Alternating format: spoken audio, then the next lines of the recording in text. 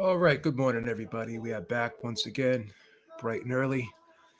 I was reading an article today on Sky Sports, and it talked about the differences in Anthony Joshua and Deontay Wilder and how both men handled their losses. And obviously, it was plain for us to see. We listened to Anthony Joshua after he lost to Andrew Ruiz, very gracious in defeat. Some people say he appeared to be too gracious. They thought that um, he was too accepting of the defeat and didn't show enough disappointment in his loss. It appeared as though he almost was happy that he lost. And maybe he was happy that he lost. That pressure of being undefeated is probably very heavy on someone's mental psyche. So now he feels as though he has that one loss, so he doesn't have to be perfect anymore. But he did go back to the drawing board. He himself made no excuses, while others made excuses for him, but he made no excuses himself.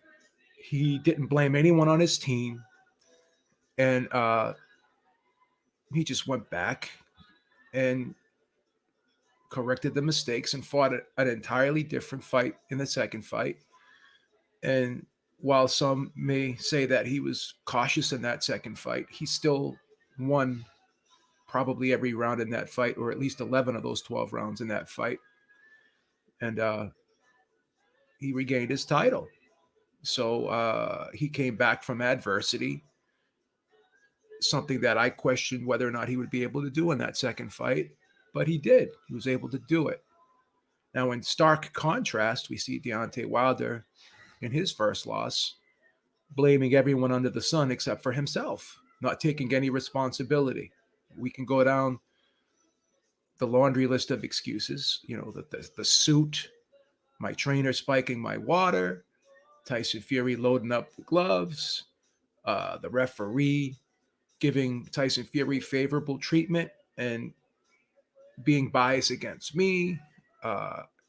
The announcers were against me.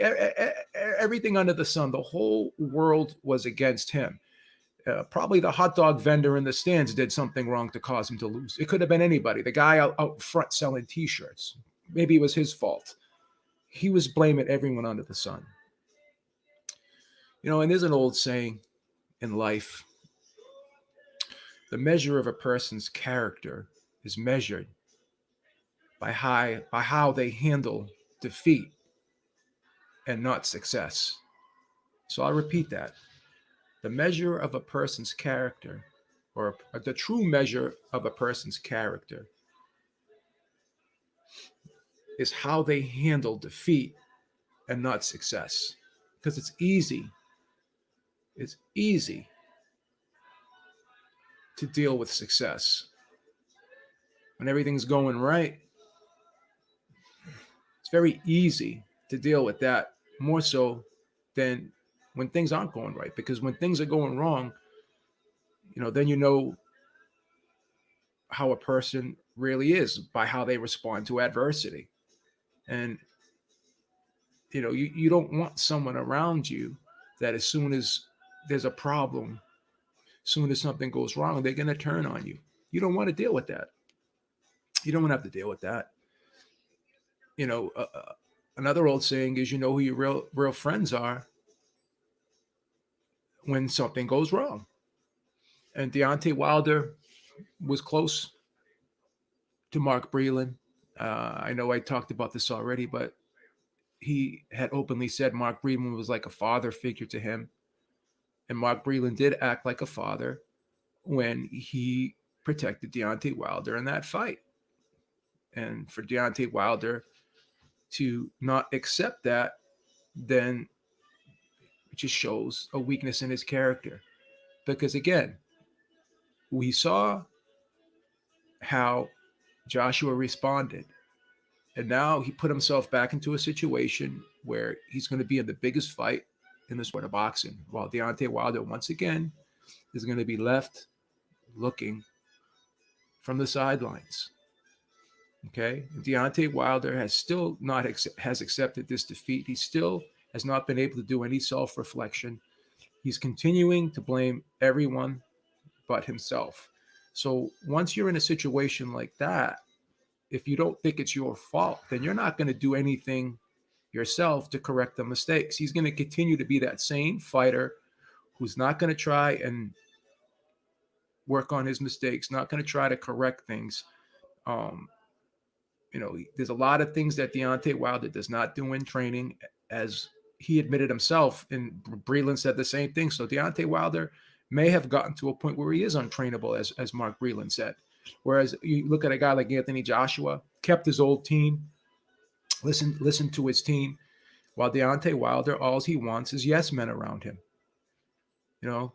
All he wants is yes men around him. While Anthony Joshua's team had come out and said to him, if you keep training the way you're training before that Ruiz fight, where he was showing a little bit of complacency, he admitted that himself, and his team confirmed it. So if someone's putting that out to you, and you're able to see that yourself, that gives you the opportunity to correct that, if you're willing to accept the truth. Because again, when you're training and you're doing things and you got people on the outside looking at you, they can give you an honest opinion. You can't really watch yourself when you're training. You can't see yourself in that ring all the time unless you go back and watch footage of yourself. But once again, you need someone else to give you that objective opinion on what you're doing and how you're doing what you're doing. And Anthony Joshua was told by his team, most notably Rob McCracken, that you need to work on some things. You can't keep doing these same things and getting away with them. You can't keep fighting this same way. And we saw in the rematch with Ruiz that he had an entirely different game plan than the first fight. So he was able to change things up because he listened to his corner and he didn't blame them. He welcomed the constructive criticism, while Deontay Wilder did the exact opposite. Did the exact opposite. If you listen to that corner, there was no substantive instructions being given when he was getting beat by Fury in that second fight. All they told him to do was keep doing what he was doing, keep going forward, keep trying to back him up. They didn't they didn't tell him, oh, you need to set things up with the jab. You need to throw a feint here and there. Maybe you need to go to the body. Stop loading up with the right hand. Throw a jab. Get in there, maybe throw a hook to get him to open up his defense a little bit, and then you can slide the right hand down the middle. Don't load up with it. Don't loop it. Throw it straight. None of those things were being said to Deontay Wilder in that corner. All that was being said to him was keep going forward, walk him back, push him back, and be more aggressive. And that wasn't working. So there was no plan B, where Joshua's team devised a plan and they showed a plan B. They showed a different look in that rematch with Andy Ruiz. And the only reason why Joshua was able, and this is just my opinion, the only reason why Joshua was able to implement that game plan that they showed him was because he was willing to accept the constructive criticism from his corner. He was willing to accept the reality that if he didn't make changes, he was going to lose again. And not only lose again to Ruiz, but lose again to probably somebody else. So you can criticize Joshua all you want, and I've been critical of him, but I have an utmost amount of respect for Joshua, because without question, this man has shown true character.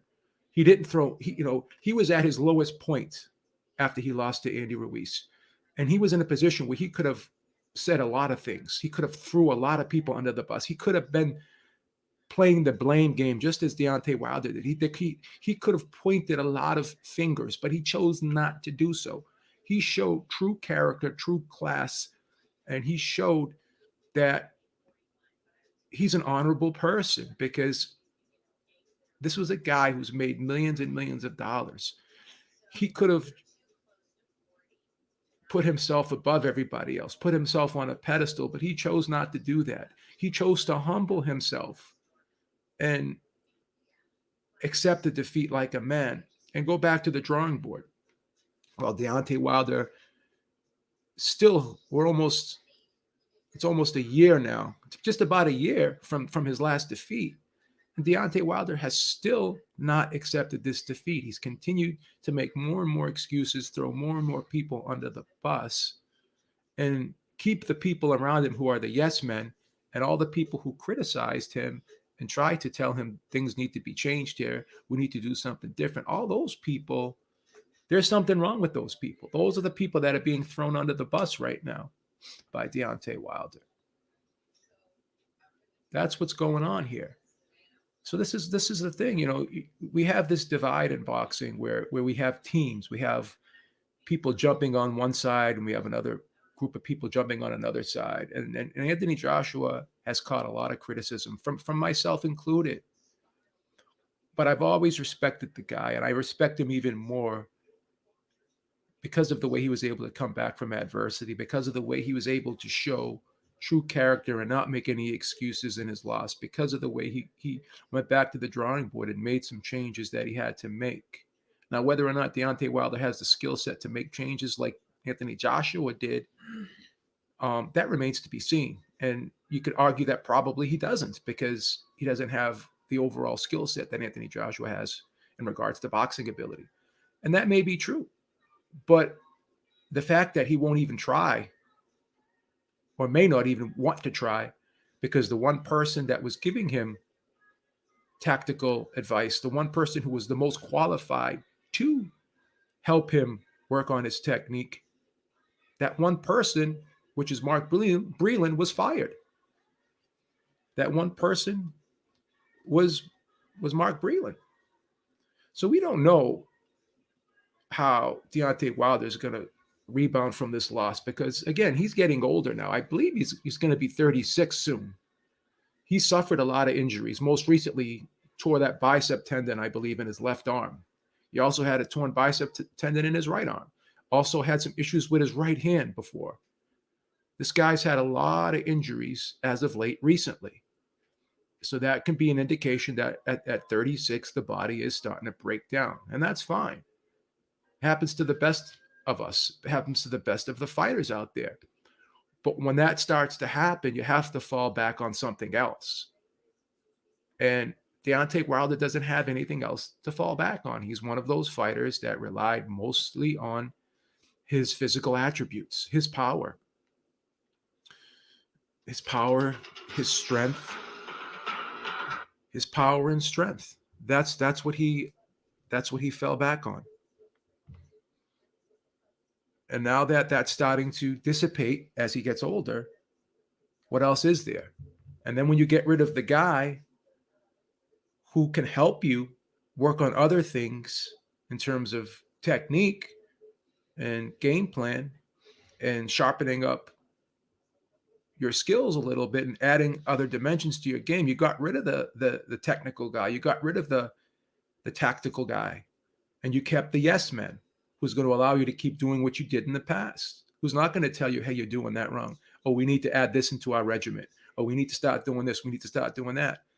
There's no one in there who's going to give Deontay Wilder an objective viewpoint on how he's doing in training and how he's doing in the fight. So because of that, I'm very, very pessimistic, about if we're going to see a different Deontay Wilder moving forward, or if we're going to see somebody who will improve moving forward. The evidence points to him not being able to improve because he got rid of the one guy who could help him improve. So if he's going to fire somebody like Mark Breland, who tells him the truth, tells him something that he may not want to hear, pulls the plug on a fight that he was way behind in, and if the fight went on, nothing good could have happened from it. Nothing good could have happened from it. He would have just gotten more and more damaged, and it would have compromised his career moving forward. Sometimes you need to, live to fight another day. So this whole thing about bravado and going out on your shield, if you want a long career in the sport of boxing, then you need to pull the plug in certain situations so you can preserve your body and put yourself in a position to be able to heal up and fight another day. So if you're allowing yourself to be further damaged when you're in a position where you can't intelligently defend yourself anymore, and you're just getting more and more damaged as the fight goes on, then that's just going to prolong your recovery period after the fight. And it's going to put you on the shelf longer.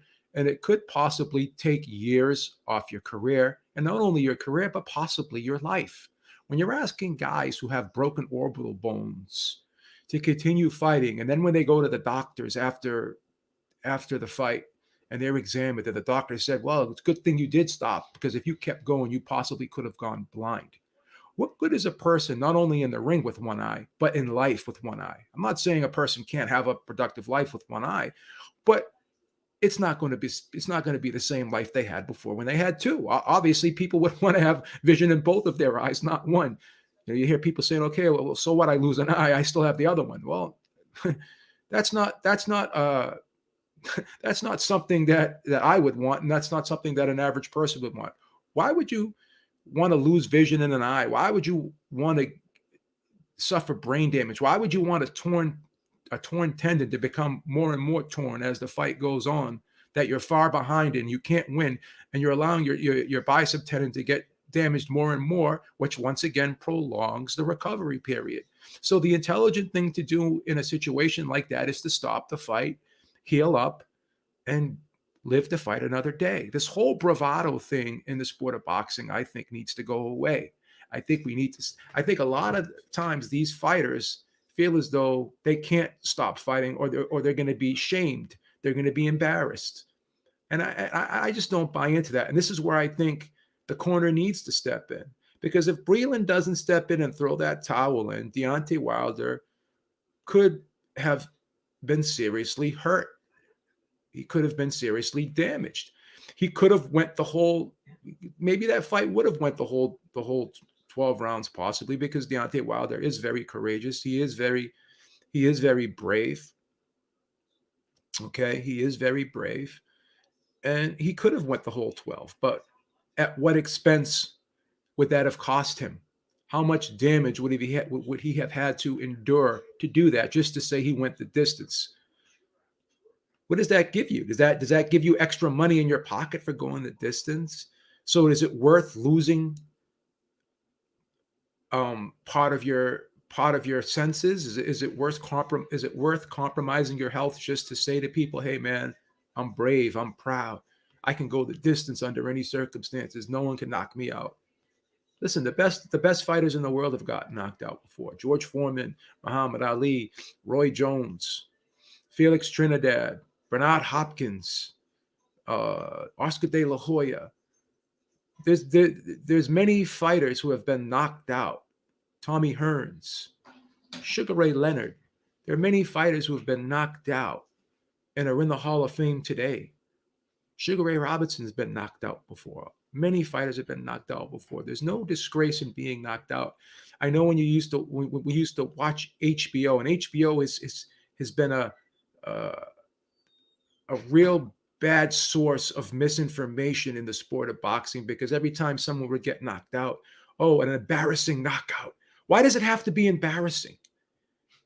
All this negative connotation on guys who get to a point in a fight where they cannot continue. And then the first thing that comes out of a commentator's mouth, oh, well, what an embarrassing knockout. Oh, the guy quit. Oh, this and that. Like, you never hear Al Bernstein, who's my favorite broadcaster of all time. You never hear a guy like that ever demean a fighter like that live on air. Never. You never hear that. Only guys like those commentators on HBO.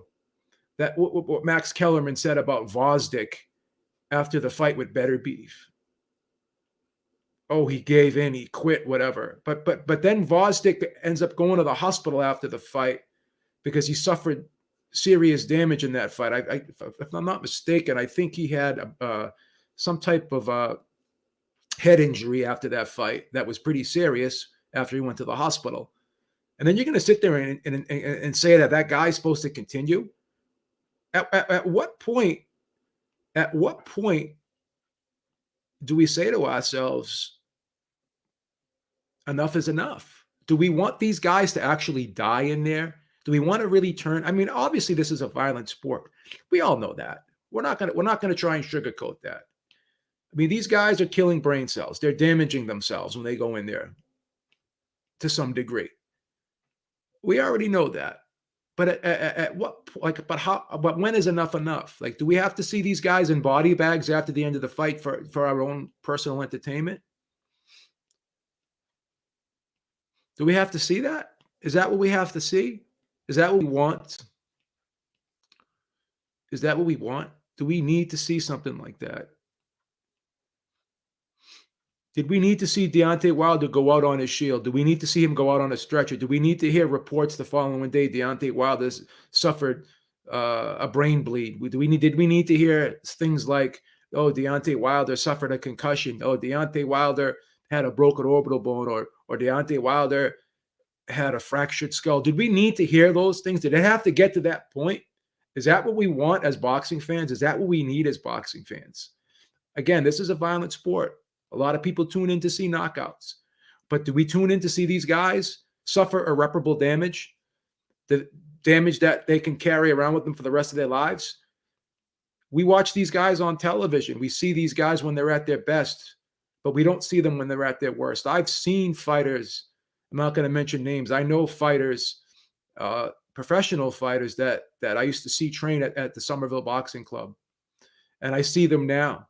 These were guys that were always that of the mindset that I am going to go out on my shield. I see them now.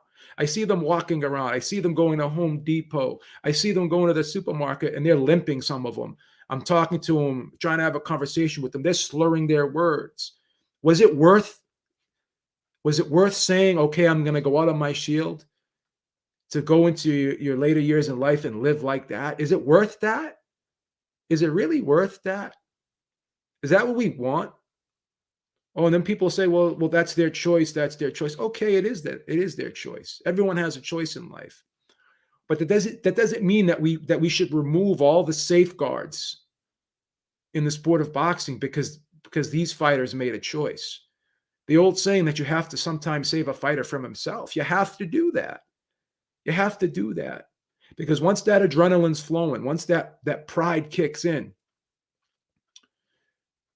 these guys are not going to make logical decisions with themselves at that particular point in time. It's I'm going to say something maybe that may sound sensationalized here, but at some point in that ring, when that switch gets flipped in there, these guys are like detached from their normal senses. It's almost like temporary insanity. They're like Antonio Margarito in that Pacquiao fight, when his eye was flapping around like that. I don't know how that fight was allowed to continue. And after that fight, Antonio Margarito had to put an artificial lens on his eye.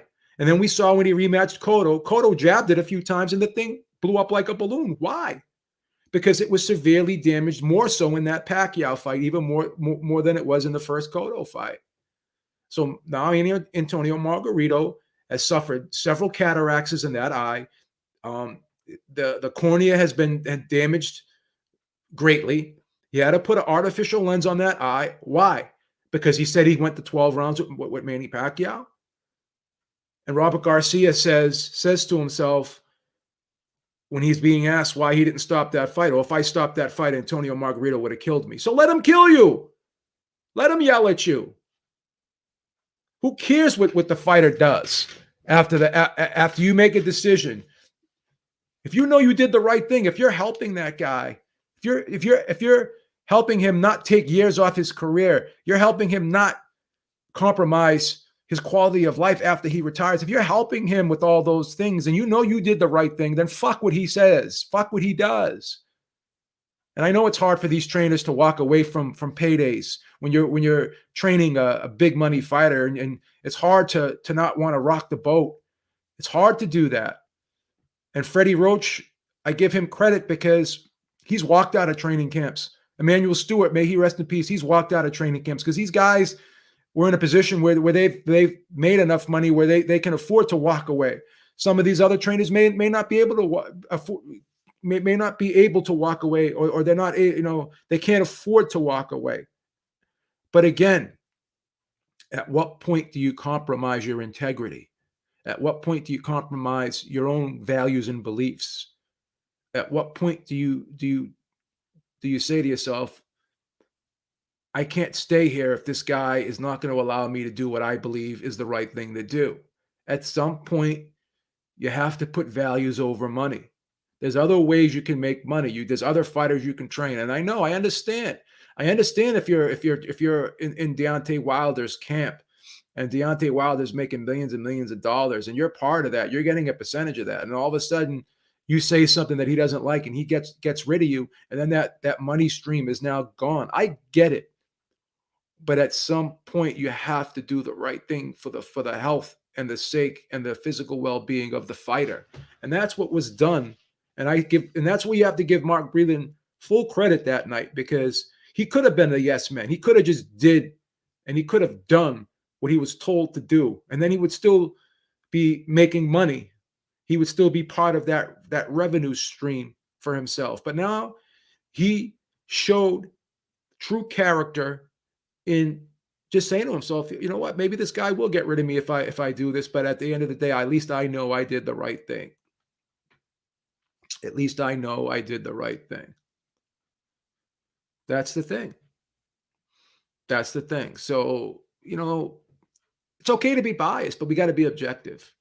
You can't really call yourself a true Wilder fan if you can't, like, if you're close friends with someone, or you have a great relationship with your family, okay, and you're not able to tell them the truth. You're not able, like, do you really want people around you who are going to lie to you all the time and to tell you what you want to hear? So then when you're doing things that aren't the right thing to do, when you're doing things that are going to end up getting you in trouble if you continue to do them, when sometimes you need someone to step in and tell you something that you don't want to hear if it's the truth. And if you just want yes men around you, are those guys really looking out for your best interests when they see you doing something that can harm you or that could hurt you, and they're allowing you to do it? Like, if you're at a party one day, and you're drunk, and you decide to get behind the wheel of a car, and then your friend takes the keys out of your hands, and then you say to yourself, or you say to that person, it's my car, I could do what I want with it. It's my life, I could do what I want with it. You have no right to tell me what to do.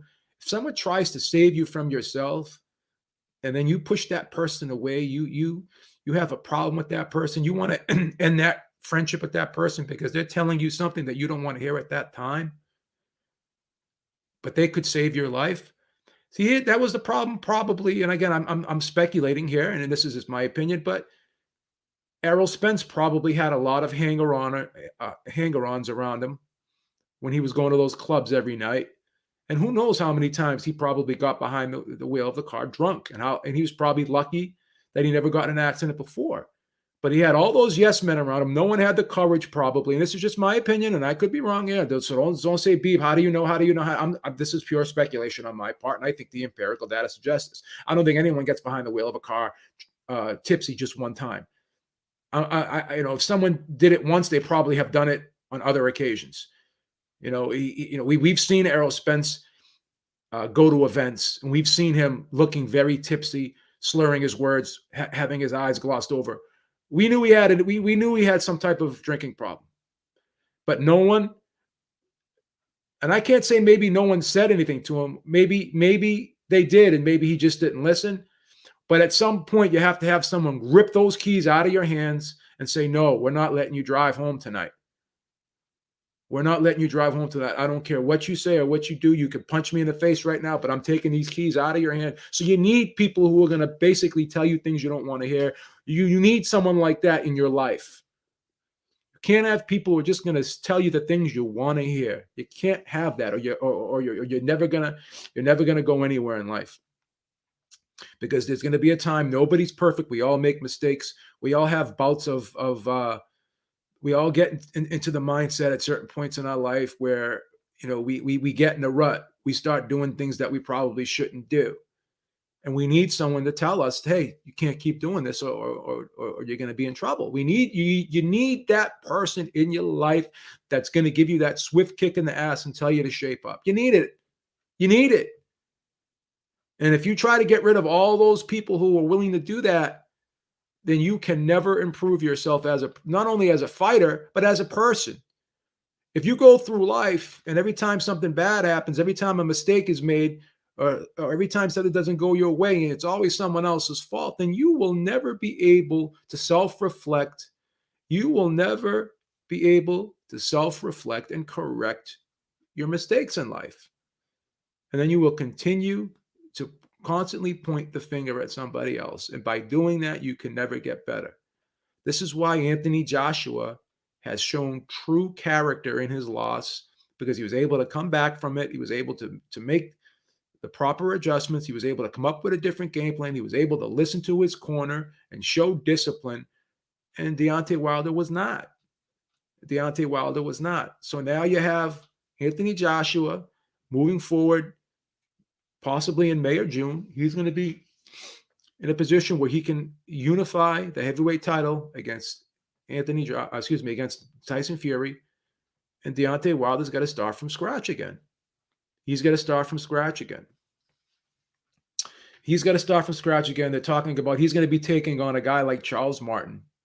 He's going to be taking on confidence-building fights. Once again, he's going to be fighting guys that he can continue to make the same mistakes against, okay, and not have to pay for it, right? He's going to be fighting these guys that don't have the skill set or the physical abilities to challenge him.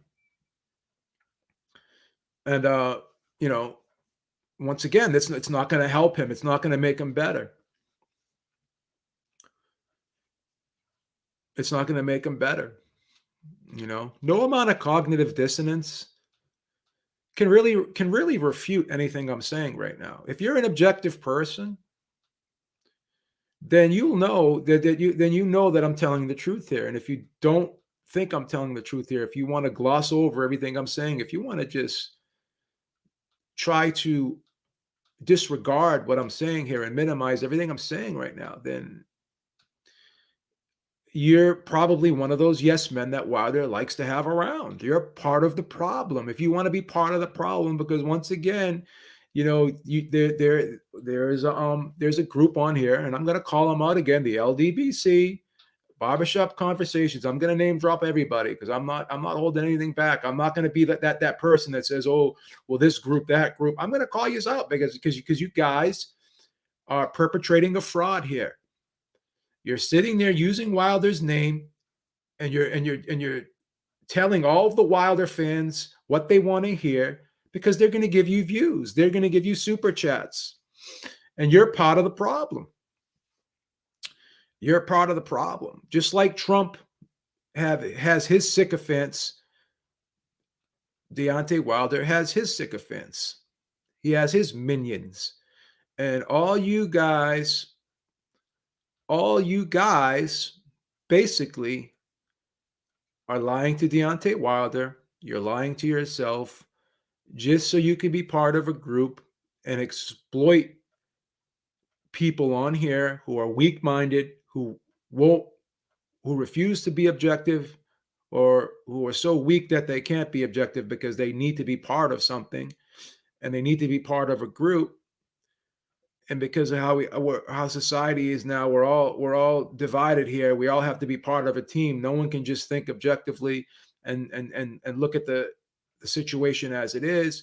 Once you ride with somebody, no matter what, you have to agree with everything they do or say. If you want to be part of that crowd, and you're too weak to stand on your own 2 feet, and when someone says something that you don't like, you get defensive, you become hostile, you start attacking that person.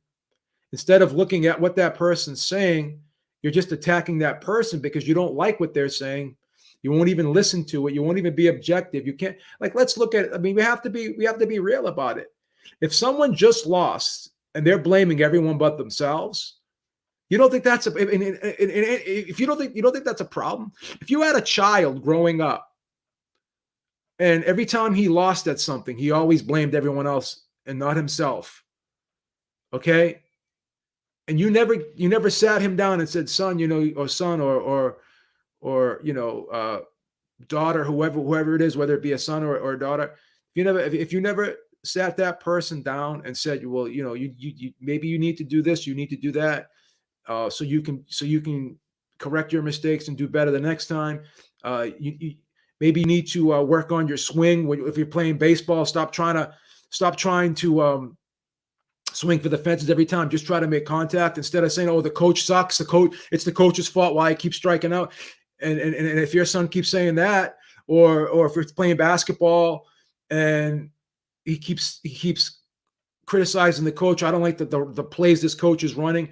Instead of sitting your son down and saying, well, you need to learn how to do more than one thing in the sport of basketball. You need to learn how to play different styles. You need to be able to be adaptable to certain plays that are being called. Instead of sitting your son down or your daughter down and telling them that, and just letting them, just saying, oh yeah, you're right, son, it's the coach's fault. How are you ever going to make that person better? How are you ever going to make your son or your daughter better? Is that how you want to live your life? Is that the example you want to set for your children?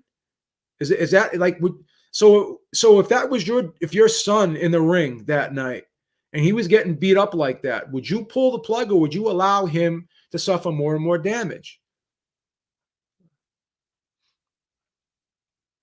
You guys know that Wilder's wrong here. You know deep down in your heart that Wilder's wrong here, but you don't want to admit it because you want to be part of the Wilder team. You don't want you're afraid to have Deontay Wilder turn on you for telling him the truth.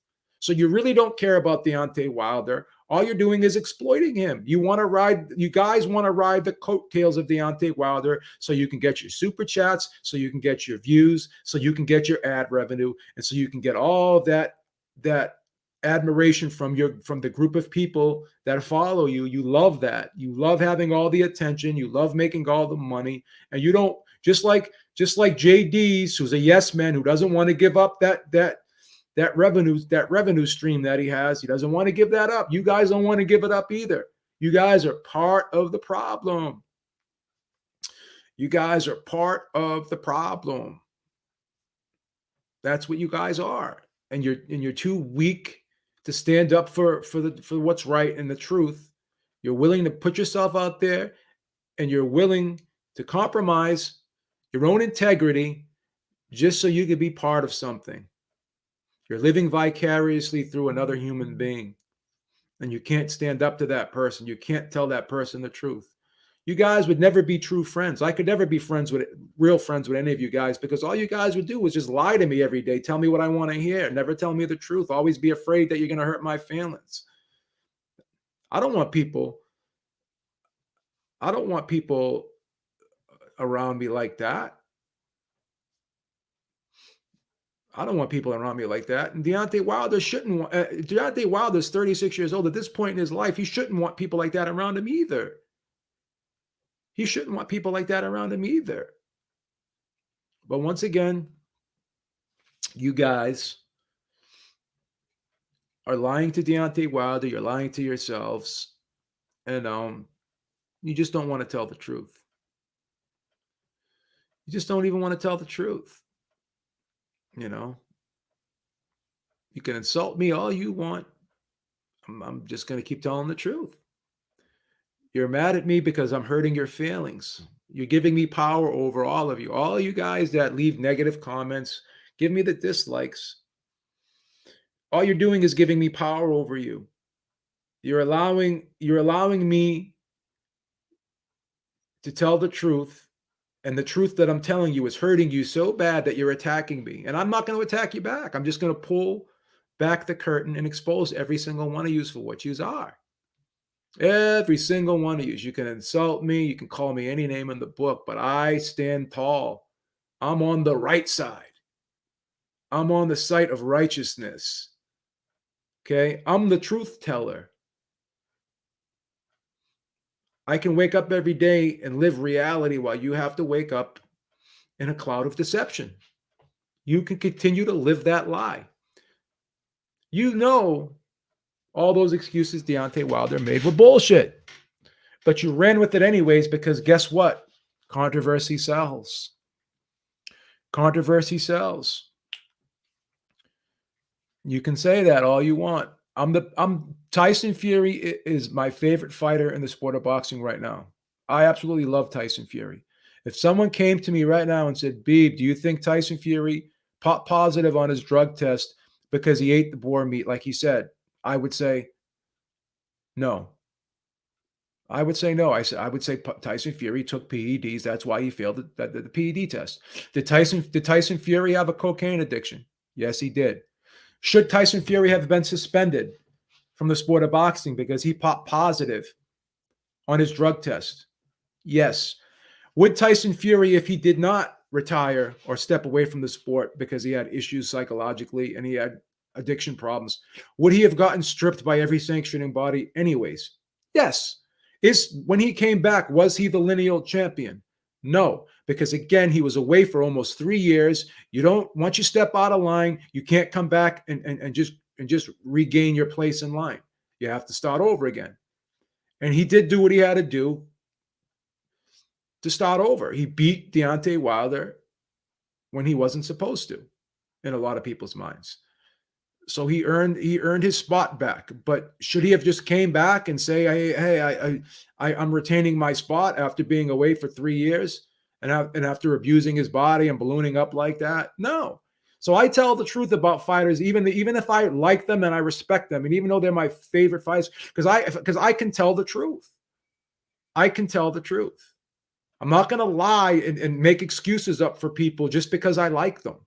If I see my brother doing something wrong, if I see him abusing something, or if my brother had any type of problem and I saw him doing something that was going to cause him to hurt himself, I wouldn't just lie to him and not say anything. I would step in and say, "Hey, you really shouldn't be doing this. I'm worried about you. Why are you doing this? You're going to hurt yourself."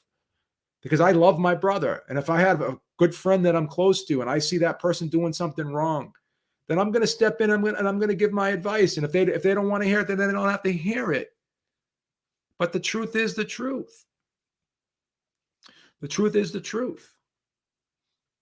Nobody's perfect. Nobody does the right thing all the time. We all make mistakes. But it's how we deal with those mistakes that we make that will tell what will happen moving forward. If we're able to overcome adversity once we make a mistake or once something bad happens to us, if we keep making excuses for people, then all we're doing is enabling them. All you guys doing are enabling Deontay Wilder. He's going to sit there and listen to you guys because you're going to continue to tell him everything that you want to hear. He wants to hear. And no matter what, this shows a severe character flaw in Deontay Wilder. This shows a weakness in his character that he can, by the way he's accepting defeat. You can play all the whataboutism games you want. You could do whatever you want. The fact of the matter is, you have to admit that Joshua handled his loss. You have to admit that Joshua handled his loss much better than Deontay Wilder did. That's the thing. You have to admit that. You have to admit that. And if you come on here and you get mad at me because I'm telling the truth, then it just shows a weakness in your character. The only type of people that are going to come on here and get mad at me and criticize me and leave me comments criticizing this video, if you do that, then you have a weak character too. You're just exposing your own weak character because you can't tell the truth. You can't tell the truth. I'm biased towards Tyson Fury, but I can be objective. I could be objective. What he did to himself 3 years ago was his problem. He had depression. He had a drug problem. He ballooned up in weight. Okay. He showed that at that point in time, he was lacking discipline, and it was up to him to make a decision. Do I want to stop doing cocaine? Do I want to deal with my depression even though I have my depression? Do I want to figure out a way to handle my depression? I have to lose this weight, or I'm not only going to not be able to fight anymore. I could possibly take years off my life and suffer from health problems. He made those decisions to clean himself up, and he came back and he won the heavyweight title again. Now, if Deontay Wilder doesn't want to make the same decisions that Tyson Fury made to improve and correct his problems, then he will not be successful moving forward. If it's always going to be, if Tyson Fury blamed everyone but himself, Tyson Fury stayed out of the sport of boxing. You can say whatever you want. He popped positive for PEDs. He was out of the sport of boxing for over 2.5 years.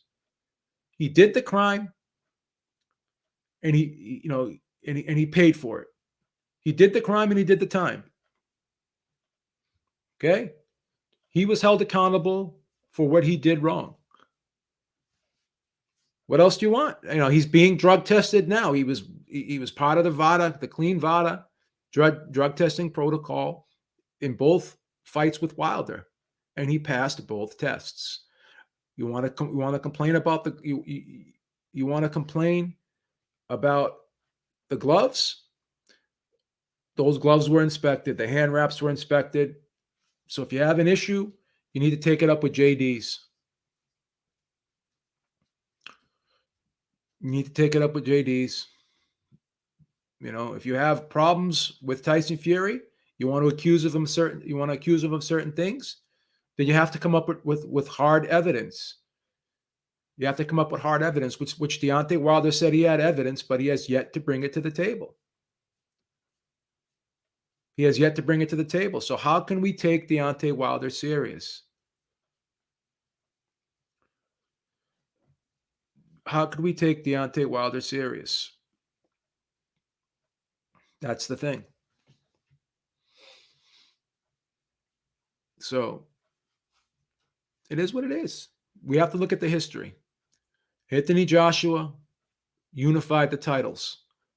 Deontay Wilder had the title for several years and has never made one attempt to unify the title. Not one.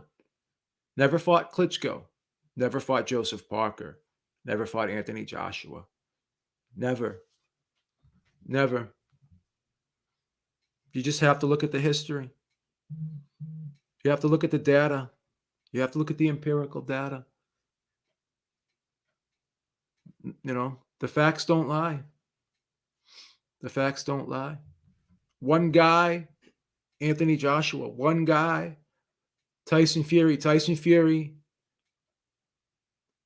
had more than one belt in his career. He fought for the unified title.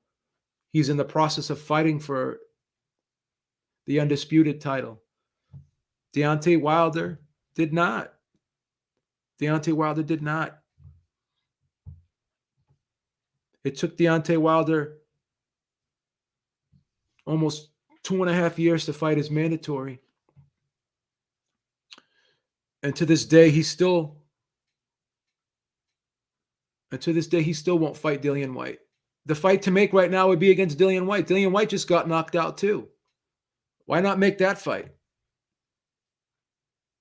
Why not make that fight? Why not fight Povetkin? You were getting ready to jump right back in with the guy who knocked you out. So why not fight Povetkin? Why not fight White? Why are you going to fight a guy like Charles Martin, who you can knock out in one round? What is that going to do for you at this point? At this point, do you really need you still really need tune-ups? Do you need confidence builders at this point? Is that what you need? Is that what you're looking for? How does that help you? How does that make you a better fighter? I just don't see it. I just don't see it. Just don't see it. When you look at a guy like Deontay Wilder, he won the WBC title in 2015. He won that belt in 2015. He had the title. He had that title for 5 years, almost 6. He had that title for almost 6 years. there was no point in time, okay, where he tried to unify that title. You could criticize Mayweather all you want. You can criticize Pacquiao all you want. But at least they fought. That fight was talked about. It was proposed in 2010. Okay. At least 5 years later, the fight happened. Deontay Wilder had his title for almost 6 years, and he still could not get one fight. Still could not unify that title. He still could not fight Joshua. Fury wins the belt, and immediately he's going to fight Joshua now. He's not going to try and wait 6 years before he fights Joshua because Wilder never wanted that fight. He never wanted to fight Klitschko, and he never wanted to fight Joshua. We have to accept the reality of the situation. He admitted he turned down the Joshua fight. He admitted it. He went for Fury because he thought Fury was the softer touch. He made a miscalculation. He thought because Fury was feather-fisted and pillow-fisted that he said, he thought that was the least dangerous fight. He knew Joshua could punch, so he didn't want to. So I believe he avoided him because of the punching power. I think he was concerned about it. I'm not going to call him. I'm not going to make fun of him. I'm not going to insult him. But I think he chose the guy who he believed did not hit as hard. And then when he got knocked out after calling the guy pillow-fisted, after calling the guy feather-fisted, he had to come up with all these excuses because he was embarrassed. He had to save face. And he waited for a guy like Farrow to give him the alibi. He didn't even come up with it. He didn't even come up with it himself. He waited for someone else to come up with it for him. And then he rode with someone else's narrative.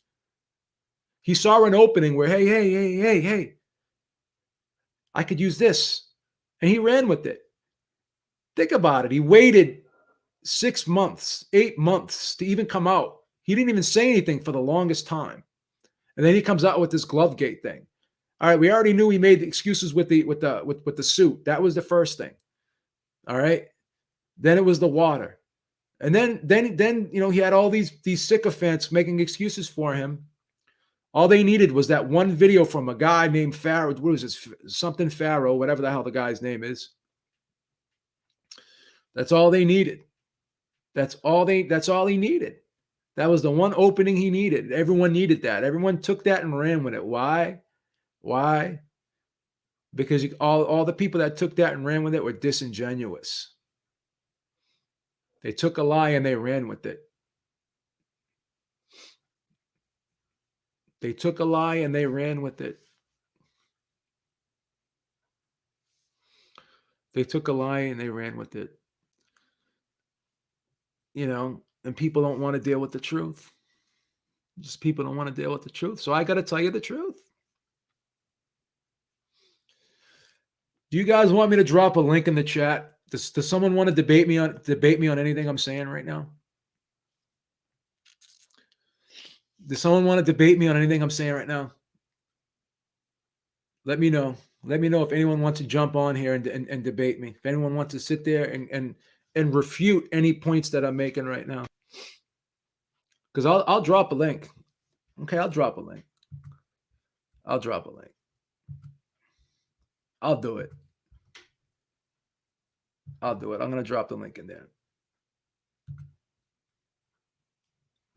Because I know people want to refute what I'm saying. So I'll give them the opportunity. I'll give them the opportunity to jump in. I gotta get a mixer so I can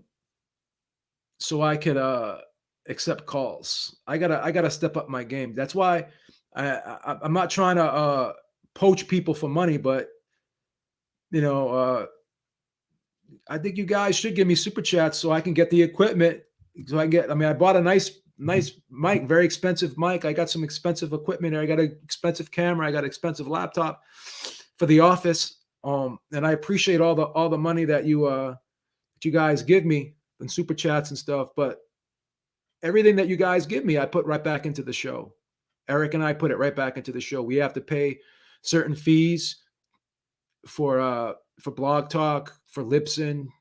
You know, we have to pay fees for our equipment.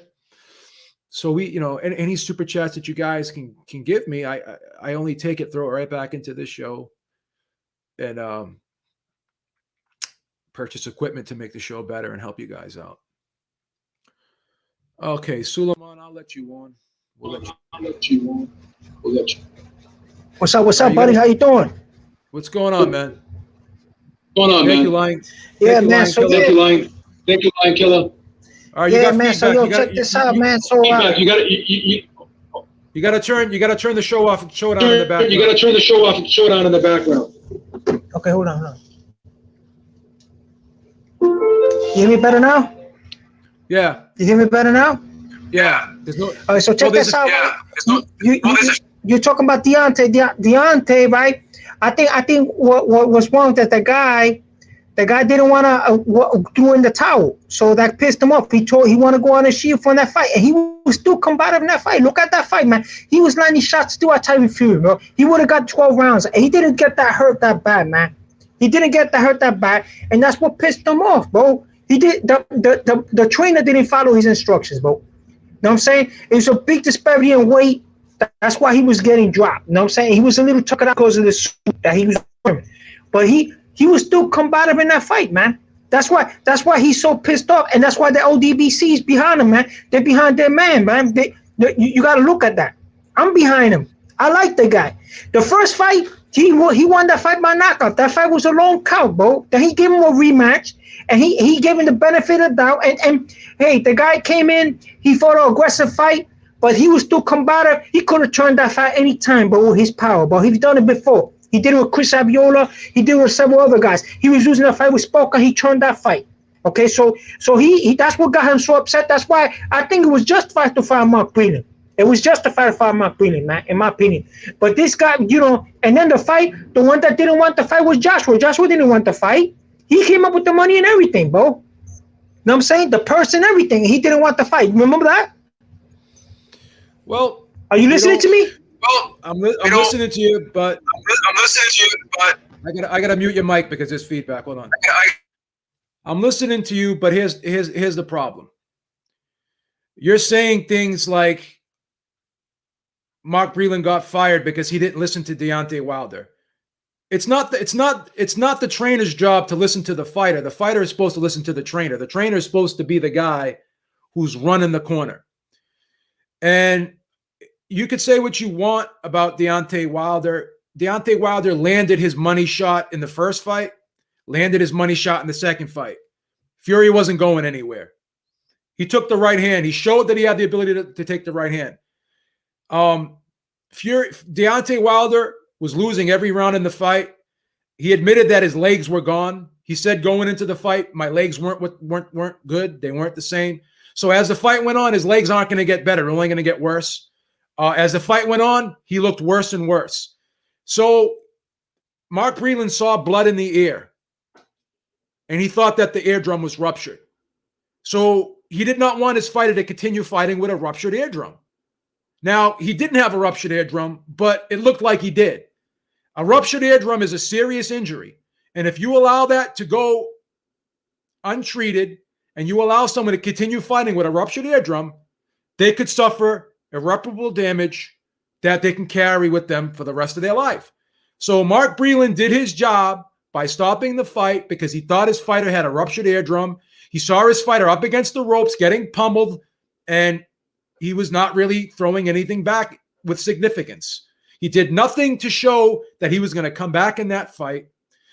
And that's why Mark Breland did what he had to do. Yeah, it's the trainer's job. I'm going to unmute you in a second. It's the trainer's job to save the fighter from himself. You don't let a fighter go out on his shield, because if every fighter is allowed to go out on his shield, then you're going to have a lot of people dying in the ring, number one, or being seriously injured when they leave that ring. And you got to take the bravado out of the sport of boxing, and we got to look at these guys not like they're pieces of meat.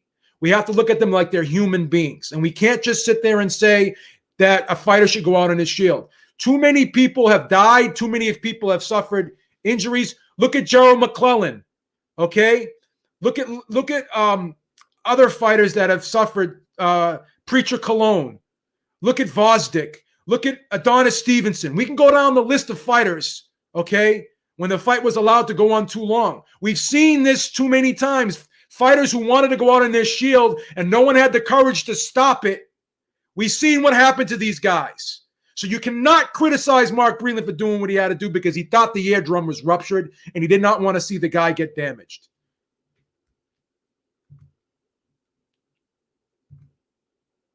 All right, I'm trying to. You got to connect your mic. I'm trying to unmute you, but I can't unmute you. Okay, I'm unmuted, right? So check this out. I respect what you're saying for that because you care about the safety, right?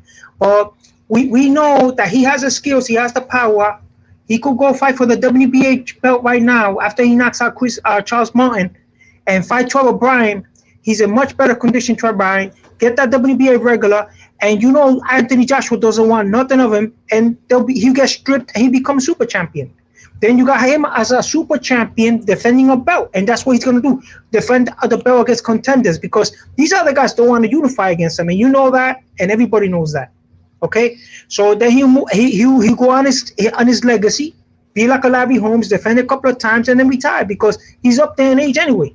So he'll be a 2-division champ. Well, okay. Deontay Wilder does. I gotta mute you again because there's feedback. Deontay Wilder does deserve the chance to have an opportunity to fight for the title again. Joshua, I agree with this. I think Joshua got the rematch with Ruiz after he lost, so I think Deontay Wilder should have got the rematch with Fury. But I find it very, very suspicious that Deontay Wilder waited all this time before he came out and said, I want the rematch. Why did he wait so long? Why wasn't he more assertive early on? If he wanted the rematch so badly with Fury, then why didn't he show the enthusiasm? Why didn't he show the Okay, but why did he let it expire? Why was the contract allowed to expire? It did. It didn't expire. It did. And why isn't the fight going to happen? Why isn't the fight going to happen? Because if you let me talk, I'll explain. The fight didn't happen. He didn't say anything until Fury said, I'm not fighting him again. The third fight was already set. The rematch was agreed to before the second match. What date was it then? What was the date and what was the venue if it was already set? What date? What was it? What was the date? Where was the date and where was the venue? Because I actually talked to Bob Arum about 5 times. I have the footage on my channel. I don't care if you talk to Bob Arum. I know you don't care. I know you don't care. Proven liar. I know you don't care. Okay.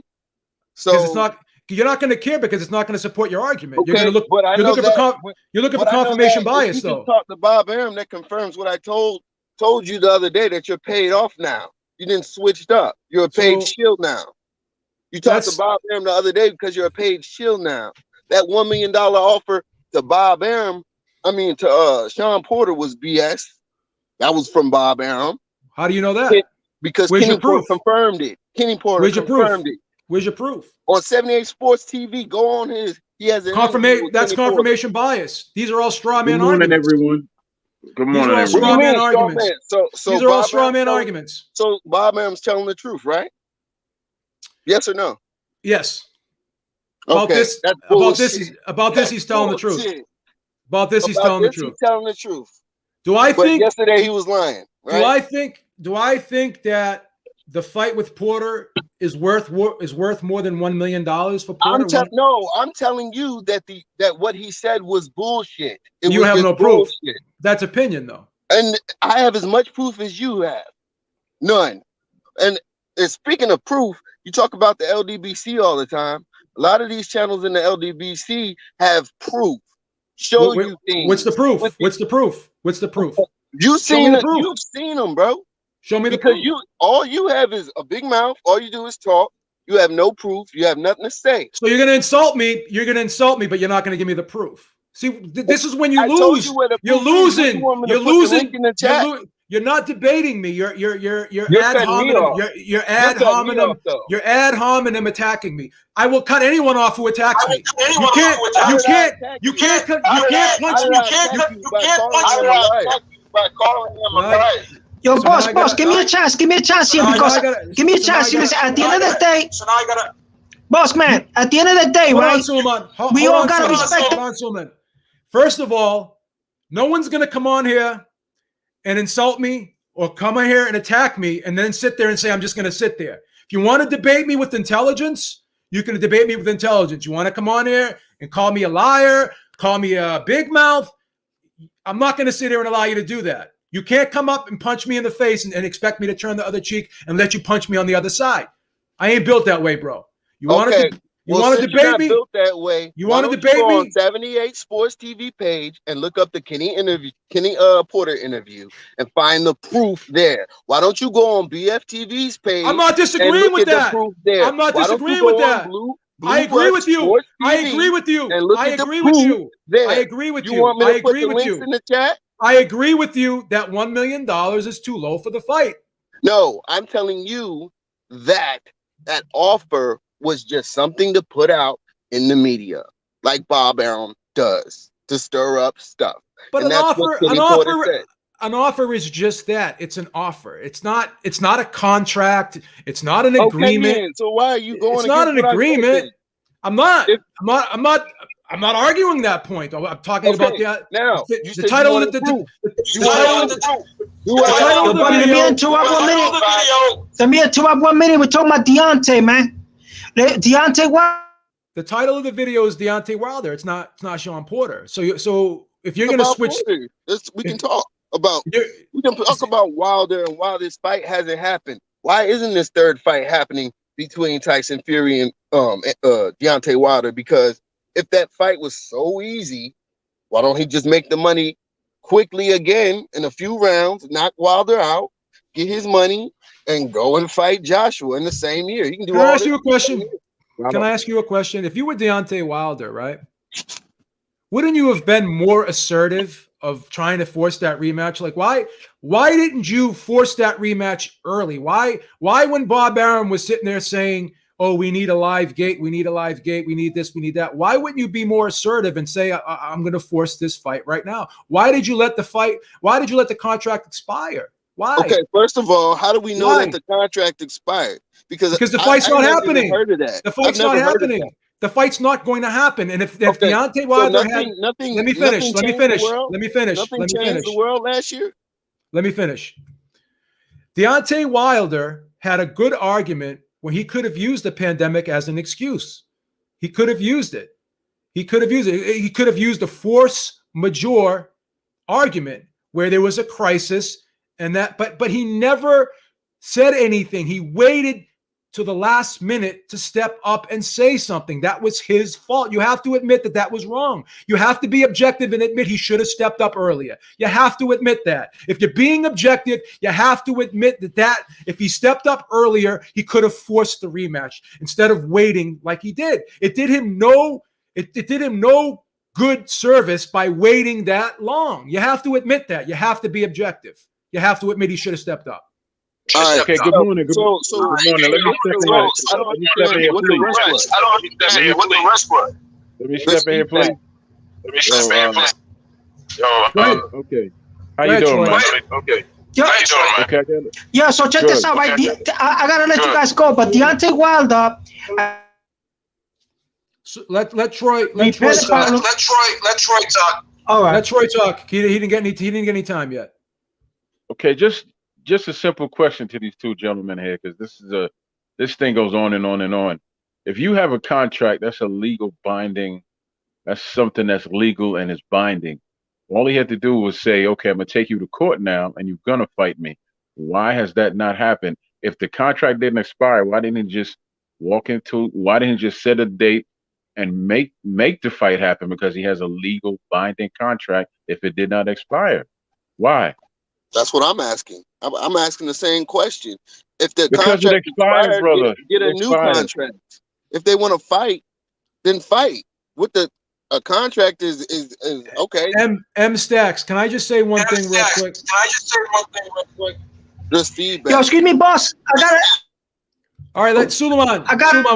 We'll let you go, Suleiman. We'll catch up on Sunday. You call in Sunday and we'll talk because you're getting a lot of feedback anyways right now. I'll catch up with you. All right, man. Be good. Peace out. Peace out. All right. Have a good one, man. I'll unmute you. All right, he's gone. Yeah, he was getting a shit ton of feedback, man. No disrespect. Stacks. Yeah. I'll be honest with you. I think the third fight should have happened because Joshua got his chance of redemption. I thought Wilder should have had his chance of redemption, but Wilder fucked up. The third fight can still happen. It still could happen, but not next. It's not going to happen next. It's not going to happen next because Fury and Joshua don't want it. They're going to stop it from happening, and they have every right to do it. Because Wilder has no legal means of making that happen. What gives them the right? Wilder has no legal means of making that. You have to accept the reality. You have to accept the reality of the situation, Stacks. That Fury is not legally obligated to fight Wilder anymore. He's not. He's not. Because the contract expired, you said? Contract is expired. It's gone. Okay, but I'm not a lawyer. I'm a boxing fan. Are you a lawyer? I'm not a doctor, but if I fall down and break my leg and I see the bone popping out of my leg, I know I got a broken leg. Right. Is that true? Do I have to be a doctor to see that? I don't care. Don't change. Don't give me no analogy. I'm not changing nothing. I'm not changing nothing. But do I have to be? Boxing. Hold on.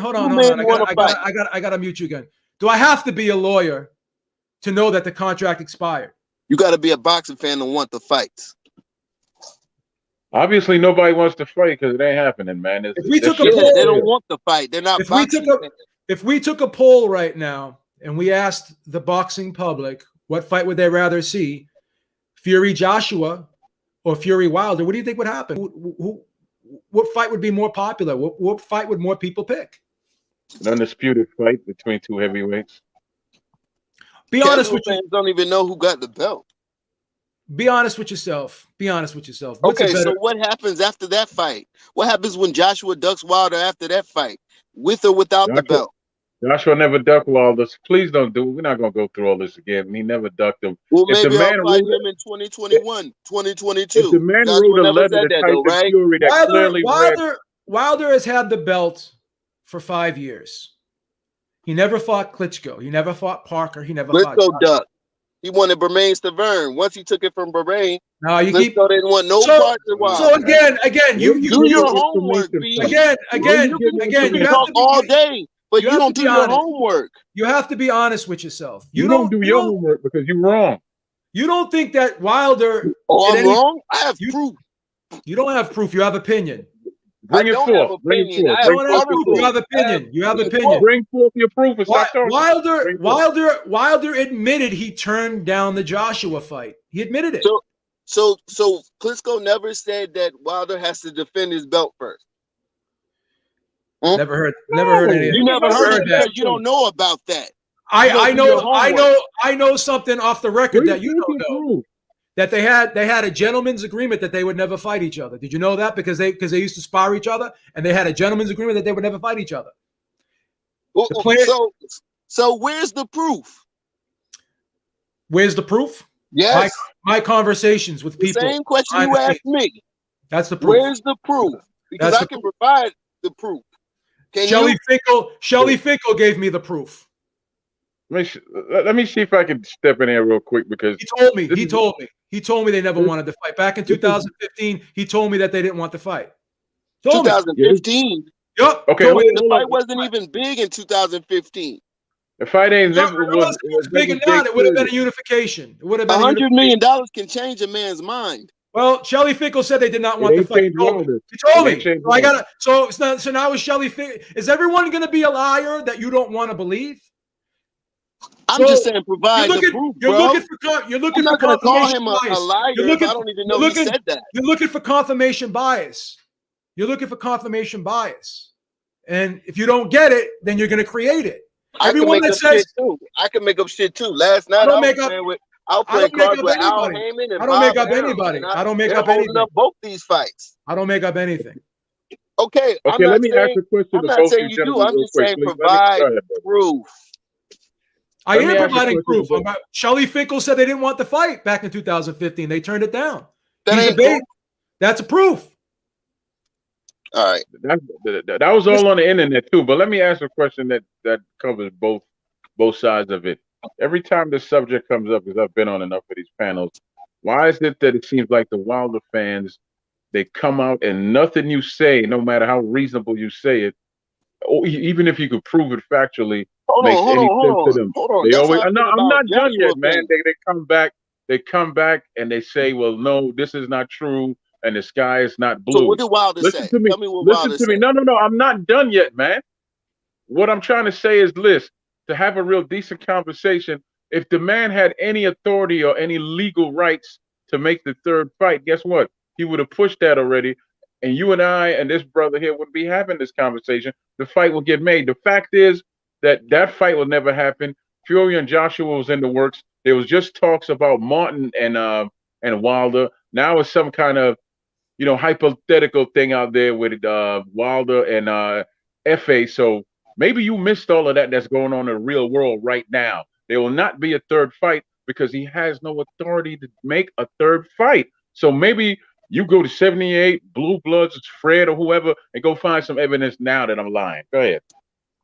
Okay, so where's the evidence that Joshua didn't duck Wilder? Because all I seen from this dude was ducking. I'm gonna punch When out he on that showed note. up, when he Before whoa, they- I'm Who not cares? finished. When he Stacks. showed up to his fight, he didn't even look at him. He didn't even mention him. How many fights has Joshua been to Wilder's fights? Why did Joshua have Luis Ortiz removed as his mandatory? What does Why that is have to do with Joshua anything fighting I just asked you? 40-year-old men What does back that have to to back do to back? with current But affairs? Stacks. I'm not going to say you're right or wrong in any of those things because again, So I'm don't looking. sit here and tell me Wilder Stacks. says You one gotta line and Stacks. he's ducking. No. Hold up, Stacks. Hold up. I don't go down this rabbit hole of who ducked who. I'm looking at what Wilder said. Wilder said that I turned down the Joshua fight to fight Fury instead, and I had more money on the table to fight So Joshua. how You have many to admit. through the You have to. years has Did he Joshua- say that? Did he say that, Stacks? Yes or no? Did he Yeah, say he that? said it. He said it. Okay, that's not incriminating. That's not incriminating to Wilder. Oh, okay, yeah. That's incriminating to Wilder Okay. after the negotiations with Joshua. You could be right. went You could sour be. I'm not saying 3 you're times. wrong. I'm not saying you're wrong. I'm not So saying if you're Joshua wrong. was playing, and yeah, the money might have been there, but there might have been certain stipulations that wouldn't have flown right. So yeah, maybe there was an offer, yeah, but at the same time, wasn't. Go ahead. I'm sorry. I don't want to interrupt you. Go ahead. It probably wasn't a good offer. So he said, "Okay, let's see what else is out." It probably wasn't a good offer. It probably wasn't a good offer. Why? Was it more than what? Was it more than the Fury fight? Was it more money? Was it more money than the Fury fight? In the first fight, but there probably wasn't a rematch clause because remember, Fury and Wilder fought twice. Okay, they put 2 fights together, effortlessly. Okay, Joshua, okay, who I was a fan of back in 2016, continuously talked about how he wasn't fighting Wilder or how he wasn't, or he has other shit to do. Meanwhile, he's fighting people over 40. He's fighting bums. He's fighting Pulevs. Y'all not talking about Pulev. Why the fuck did he fight Pulev? Bum? You mean the ex-champion bum? Yeah, okay. The ex-champion bum? Who'd he beat? Because he lost to Klitschko. He Who looked did like Wilder crap beat in that last fight. Who did Wilder beat since we going down that road? Did you Who watch did that Wilder beat last since fight? we going Did down you that watch road? that Pulev fight? Who did Wilder beat? beat? Because it was a crap Who did fight. Wilder beat? Hold up. Let's stop for a second. You got your cheerleader right here. Let's stop for a second. Let's be honest about this heavyweight division in 2016 to 2021. This is not the same heavyweight division that we had in the 70s. It's not the same heavyweight division we had in the 90s with Tyson, Lewis, Holyfield, Foreman, Moore, all them guys. So again, all 3 of these guys are going to have some soft touches on their resumes. That's because of how the division is. Okay, they're all fighting guys that were scratching our heads saying, why are they fighting this guy? Why did Wilder fight Dominic Brazil? Why was that even as mandatory instead of fucking Dillian White? I mean, we could keep saying this thing. Joshua fought him and y'all loved it. It's the same thing. Nobody likes any of these bullshit mandatories, no matter who fights them. We're not going to sit there. We're not going to sit there. We're not going to sit there. We're not going to sit there and play the whataboutism game because everybody's guilty of the same fucking thing. We can agree on that. Can we agree that body language is a language too? I would say so. 100% sure. Sign language is a language too. You want to talk about that? Sign language? Who's doing sign language? What does that have to do with anything? No. I'm just saying you talk about body language now, and all the different forms of communication. Throw sign language in there. I'm talking about body language because boxers duck. Stacks. You're talking about sign language because I don't know. Stacks, let me ask you a few questions. Let's just deal with what we have in front of us right now, because we can go back and we can play the revisionist history game all day, but at the end of the day, what we have in front of us right now is what we have in front of us right now. Correct? All I'm saying is, but Stacks, let me finish. Stacks, let me finish. Why not the third? Stacks, let me finish. Stacks, be receptive to what I'm going to say to you right now. Stop trying to put up these defensive mechanisms right now. Let's be honest. Will Wilder Fury 3 happen next, in your opinion? Yes or no? I don't know what's going on behind the curtain. So will it happen? Will it happen? If you had to make a prediction right now, is it going to happen next? If I had to make a prediction, hell no. It's not going to happen. Will Joshua Fury happen next? I'm not sure. Again, yes or no?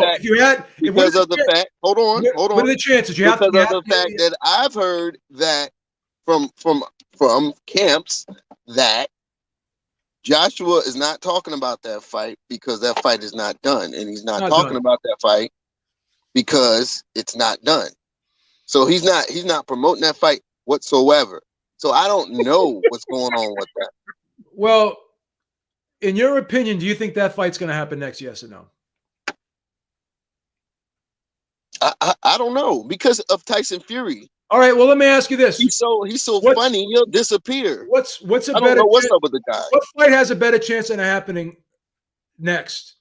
Wilder, Fury, and Joshua. Okay, so we got to deal with that, right? That looks like the most likely fight that's going to happen either in May or June. Can we agree on that? Yeah, we can agree on that, but that's not the debate. Now let me ask you this. Let's just be real now.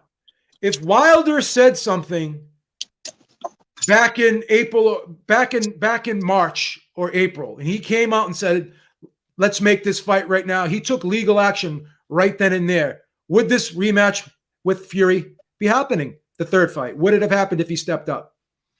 That's where we differ. I'm saying that what's the point of going for legal action if there was already a fight agreed? Can I ask you a question? How old are you? I'm 36. Okay. Do you remember the Lewis Rockman situation? No. I'll explain this to you. This is why, again, empirical data and history is very important. Don King did not want Rockman to fight Lennox Lewis in a rematch, even though Lennox Lewis had a rematch clause. He wanted Rockman to fight Tyson. Lewis immediately sued Don King and Hasim Rockman, and they got the rematch done because he took legal action immediately. Now, if Wilder took legal action immediately, the fight would have happened. Crowd or no crowd. I'm just telling you the facts. That's the fact. I know that. You agree? You do agree that you have to agree to Stacks. You don't have to like it, but you have to agree that if Wilder acted earlier, the fight would have happened. No. You have to agree. We're talking about apples and oranges. No. You have to agree with that, Stacks. I can't even speak. If the contract did not expire, then he would have had legal grounds to sue. But now he does not have legal grounds to sue. That's when why did the contract expire? Hold on. The contract expired. Okay. That's what, according to Bob Arum, the contract expired in October. According to Wilder's actions, the contract expired because, again, he is not taking him to court. The contract expired in October. Like Lewis so the fight happened in February. The fight happened in February, Stacks. When was So the rematch? Hold on. The fight happened in February, March, April, May, June, July, August, September, October. Wilder waited 8 months before demanding the rematch. Again, Lennox Lewis, as soon as he was told by Don King and was told by Hakeem Rahman that we do not want to fight you next, we are going to break our contract with you. We are going to go against the rematch clause with you, and we're going to fight Tyson instead because it was a bigger money fight. Okay. Lewis sued immediately and forced the rematch with Rahman. Okay. But Stacks. I agree. But you have to listen. Stacks, please let me finish. I'm asking. Please, Stacks, I'm begging you. Let me finish. I'm not battling you. I'm battling the facts. The facts of the matter is he waited 8 months before demanding the rematch. You don't wait 8 months. If that's me, if that's you, you take legal action immediately. Immediately you take legal action. I have questions. Okay. When was the second fight, the rematch set? The rematch was originally supposed to happen, if I'm not mistaken. They had it in February. It was supposed to happen, I believe, in September. Then they pushed it back to October because Wilder had the injury with his bicep, whatever. He needed more time to recover. Then Bob Arum, they never got a date in October like they were supposed to get. And then they were talking about December. And then they still couldn't get a date in December. I'm not going to lie to you. Bob Arum did stall it out. Bob Arum did not want the third fight because he knew there was more money in a fight with Joshua. I'm not going to deny that. I agree with that. I agree with that. But Wilder had the right to stop that. Wilder did nothing to stop him from doing that. So it's Wilder's fault for allowing it to happen. Without question, in my opinion, Bob Arum did not want the third fight, and neither did Fury. Because they wanted the bigger money. They wanted the bigger money fight with Joshua for more money. And I do think Fury was pissed at Wilder for making the excuses. So he wanted to get back at him and say, fuck you, I'm not going to fight you because of what you said about me. I do believe that was the case. I'm a realist. I'm not going to deny all that. Do I think that Wilder deserved the third fight? Yes, but he did nothing to make sure that it would happen. He did nothing to force the third fight to happen. He did not act accordingly and did not do the things necessary to make sure that third fight was going to happen. So it was his fault, and you can't make excuses for him. You have to accept the fact. Fury popped positive for PEDs. Fuck the boar meat excuse. He did that. Fury fucking was a coke addict. He had depression problems. He stepped away from the sport. He did not fight the rematch with Klitschko. He pulled out of that fight. We have to accept that. Fury was off for 3 years. If he didn't retire for 3 years, he was probably going to get stripped by all the sanctioning bodies because of his positive drug test. So he wouldn't have been heavyweight champion regardless if he retired or not. Those are all facts in my opinion. I love Tyson Fury. He's my favorite fighter in the sport right now. But I can admit that he fucked up. You have to admit Wilder fucked up by not immediately taking legal action to make this third fight happen. He gave them a back door to escape out of. It was his fault. You have to accept that. Whether or not you like it, you hate Joshua, you love Wilder, whatever, you have to admit the facts of the situation. And you ask yourself, Beeb, how do you know that this would? Because again, we have to look at history. Every time a rematch clause was challenged, it went to court, and 10 out of 10 times, the person that had the contract for the rematch clause forced the rematch. Okay, it's just history. It's history. You can't deny that. I'm not refuting. I agree. I'm not refuting that. None of that. Do you admit that Wilder fucked up by waiting so long? Can you admit that? Can you admit it was a mistake by Wilder? I'll tell you where Wilder fucked up. Wilder fucked up by saying there was more money on the table for letting everyone speculate that Joshua was ready to fight. That's where he fucked up. But let me ask you a question. You said Wilder waited how many months? He waited 8 months? 8 months, correct. Okay. So February they fought. He waited 8 months. 8 Correct. plus 2 is 10. The 10th month is October, when all this shit popped off. He got injured. Injuries, like you said, history can tell us injuries happen in boxing during training. They postpone fights all the time. Correct? 100%. Oh, Yeah. okay. He had a contract. All right, Okay, those 8 months, he's telling people, I can't fight you. I can't fight you. I got to fight with Fury. The only reason it was 8 months is because of COVID, right? Not necessarily. Not necessarily, because fights were still happening during COVID, because Lomachenko versus Teofimo Lopez happened in September. Right.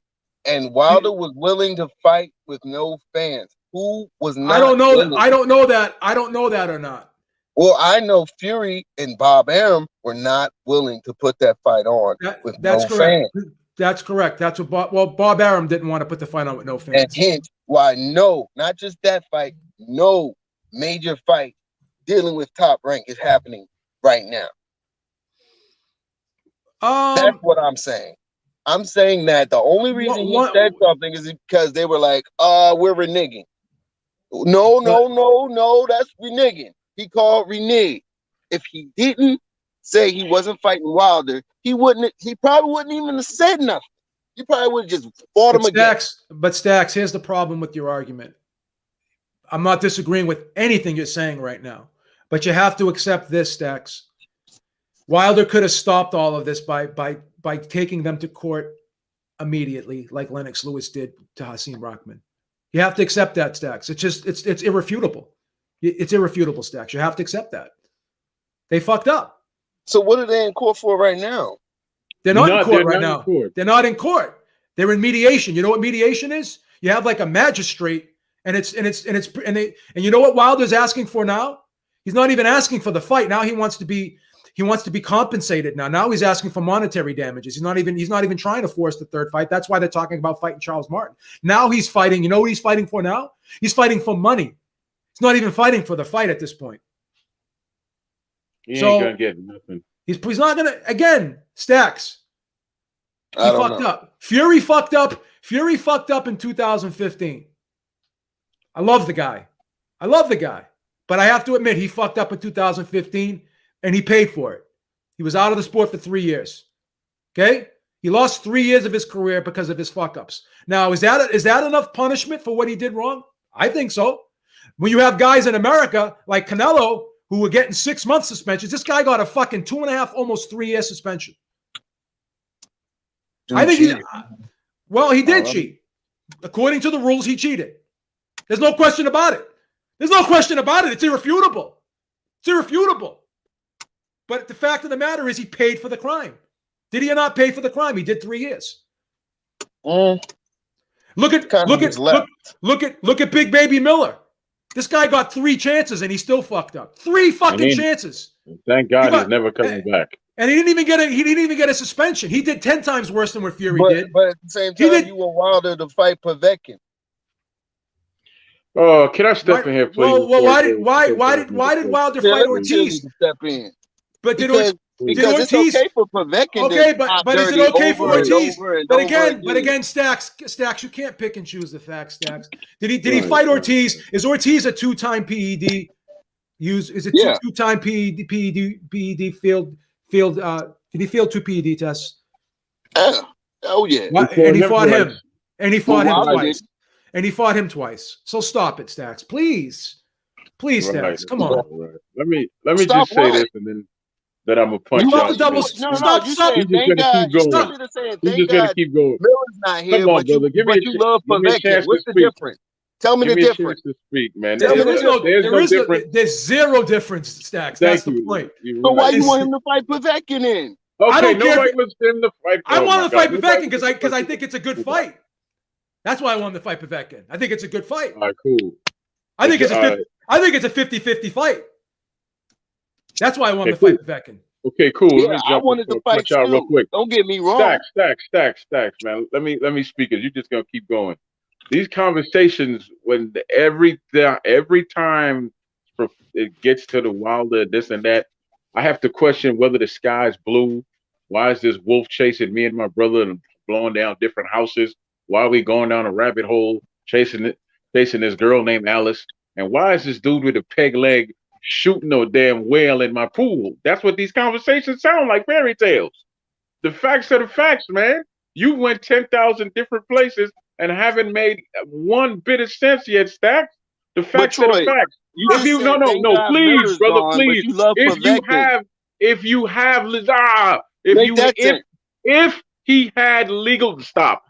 he had legal authority, this conversation wouldn't have happened. He would have stepped in and said, "You're gonna fight me because look at what this contract says. Take it to a judge, get a lawyer. Guess what? Fight happened.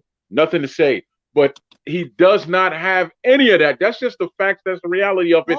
Now I'm going to go back on mute because I feel like I can't make any sense to you because now you're going to bring up something else. But Stacks, you have to look at history. You have to look at it's called empirical data. It's called circumstantial evidence. Right. And circumstantial evidence is admissible in court. It's admissible in court. I know this isn't a court case, but we're gonna act. It seems as though it is a court. I don't know much about court. I know a lot about. I know a shit ton about court because I took business law in college. I'm not a lawyer, but I know a lot about court cases. I took business law. I've been sued about 3 times. Luckily, I've won every case, so I know what unconscionable contracts are. I know what force majeure is. I know all the workarounds of contracts. And Wilder would have had this third fight if he sued earlier. And he didn't do it. Ruiz was trying to get out of his rematch. Why would he sue? Because again, he would have sued. He would have sued because they were procrastinating. Bob Arum is not dumb. Bob Arum, it was his plan all along to stall this out and keep making excuses to not have this fight. And I'm not denying that. I'm admitting that Bob Arum did not want this third fight. I'm admitting that Fury did not want this third fight. I'm admitting that. You're admitting this. Why are we allowing it? That's the thing.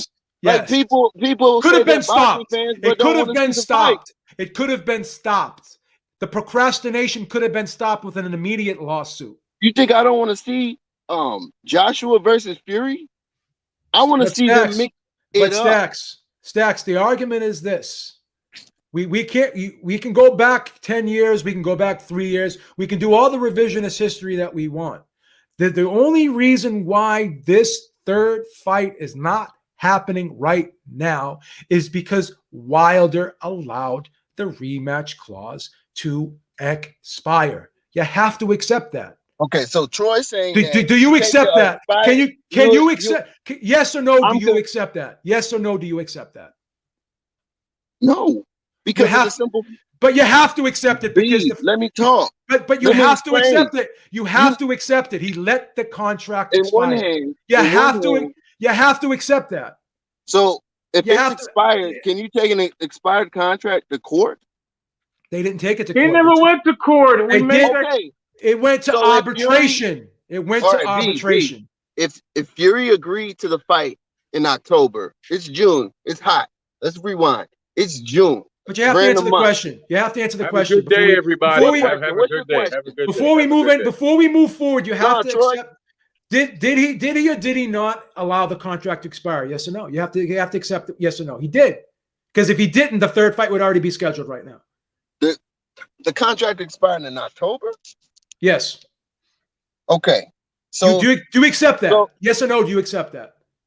If it expired in October, we can't go any further unless you accept that. Yes or no? Did you accept that? Bro, why would he sue if he didn't sue? Again, he never sued. It went to arbitration. Why would he sue? He can't sue. He couldn't sue.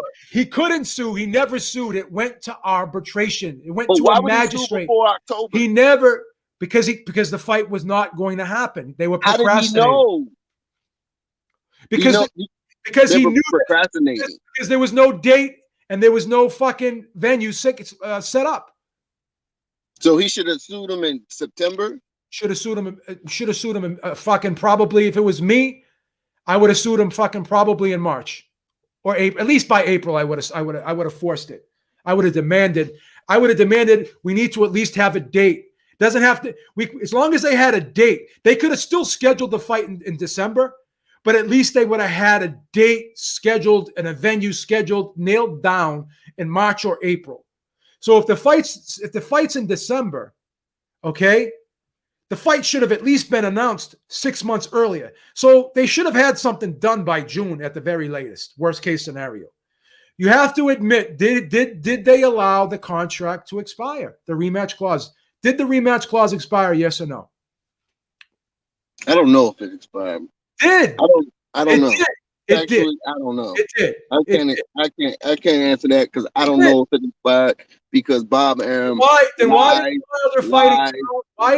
fighting Charles Martin next, allegedly, instead of Fury? Then, if the contract rematch clause didn't expire, why? You said what about Charles Martin? Why is he fighting Charles Martin next instead of Tyson Fury? Because the fight's not happening and he has to fight. So why is the fight not happening? Because Fury doesn't want to. Okay. If Fury wanted to fight, they would fight. Okay, so the contract expired. No. Fury and Bob Arum, the contract could have expired. They could have got a new contract. They didn't, but they don't have a new contract. The fight's not happening because Fury doesn't want to fight. They don't have a new contract. The contract expired. Okay, well, they can draw up a new one. I know that. But do you admit the contract expired? Yes or no? You have to. I mean, the contract. If the contract, the rematch paper that they signed expired in October, then whatever. I don't know factually to agree. Did the rematch clause expire? Does the circumstantial evidence prove to you that the contract did expire? Yes or no? From what I know, rematch clauses expire a year after. So it would expire now. That's not true. That's not true. That's not true. That's not true. Well, I don't know when it expired, man. Did the rematch clause expire? Yes or no? I just told you I don't know when that expired. You said it expired.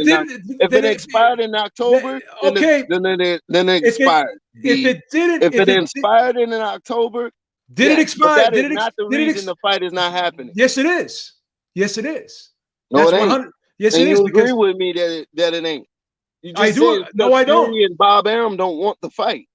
But the reason why they can't be forced to take the fight is because Wilder has no legal grounds to force the fight to happen because the rematch clause expired. We're not talking about force. I'm talking about, do you want to fight me? Yes or no? No. They don't want to fight Wilder. No. They don't. That's why the fight's not happening. My argument is if they want to they get a new contract? They can't get a new contract because why? Because Bob Arum is not going to draw up a new contract. If he wanted it. Yes. Yes, they could fight Wilder if they wanted to, 100%. Yes. That's what I'm saying. But you have to admit, you can't say that Wilder did nothing wrong in this situation. You can't take all the blame away from Wilder. You can't. I'm not taking all the blame from Wilder. But I know for a fact that did Wilder's team allow the rematch clause to expire? You have to see. Okay. That's all I want. That's all I want you to admit. That's all. Yeah. So we have no argument here then, Stacks. And is Fury ducking the third fight? He doesn't want it. He doesn't want the third fight. He's avoiding the third fight 100%. He doesn't want it. I don't think he wants it. Could Bob Arum draw up a new contract if they wanted that fight? Yes. Again, they don't want the fight. But Wilder allowed this fight to not happen. It's his fault the fight's not happening. It's his fault. It's his fault. Because Lennox Lewis, Anthony Joshua, Eddie Hearn. I'm not going to blame Wilder for someone else ducking. I'm not going to blame Wilder for not. You have to because Wilder if you have a rematch again, we're not going to go back. We're not going to go. We're not going to go back. We're not going to go back. We're not looking for straw man arguments. We're looking at it. We have to look at what we have in front of us today. What we had in front of us 3 years ago is not going to help us figure out what we have in front of us today. I know one thing. Can't go back. I don't know about the contract. All I know is they can draw up a new one if they wanted that fight. If Wilder fight, he would fight. But you do know. But again, that has nothing to do with the fact that Wilder allowed the rematch clause to expire. When Andy Ruiz was trying to get out of the rematch with Joshua, he was not allowed to do so because they were prepared to take legal action. And Andy Ruiz was forced to fight Joshua in the rematch because Joshua's team did not allow him to take another fight. They had the fight signed 2 months after the first fight. Wilder waited 8 months to say he wanted the rematch, to demand the rematch.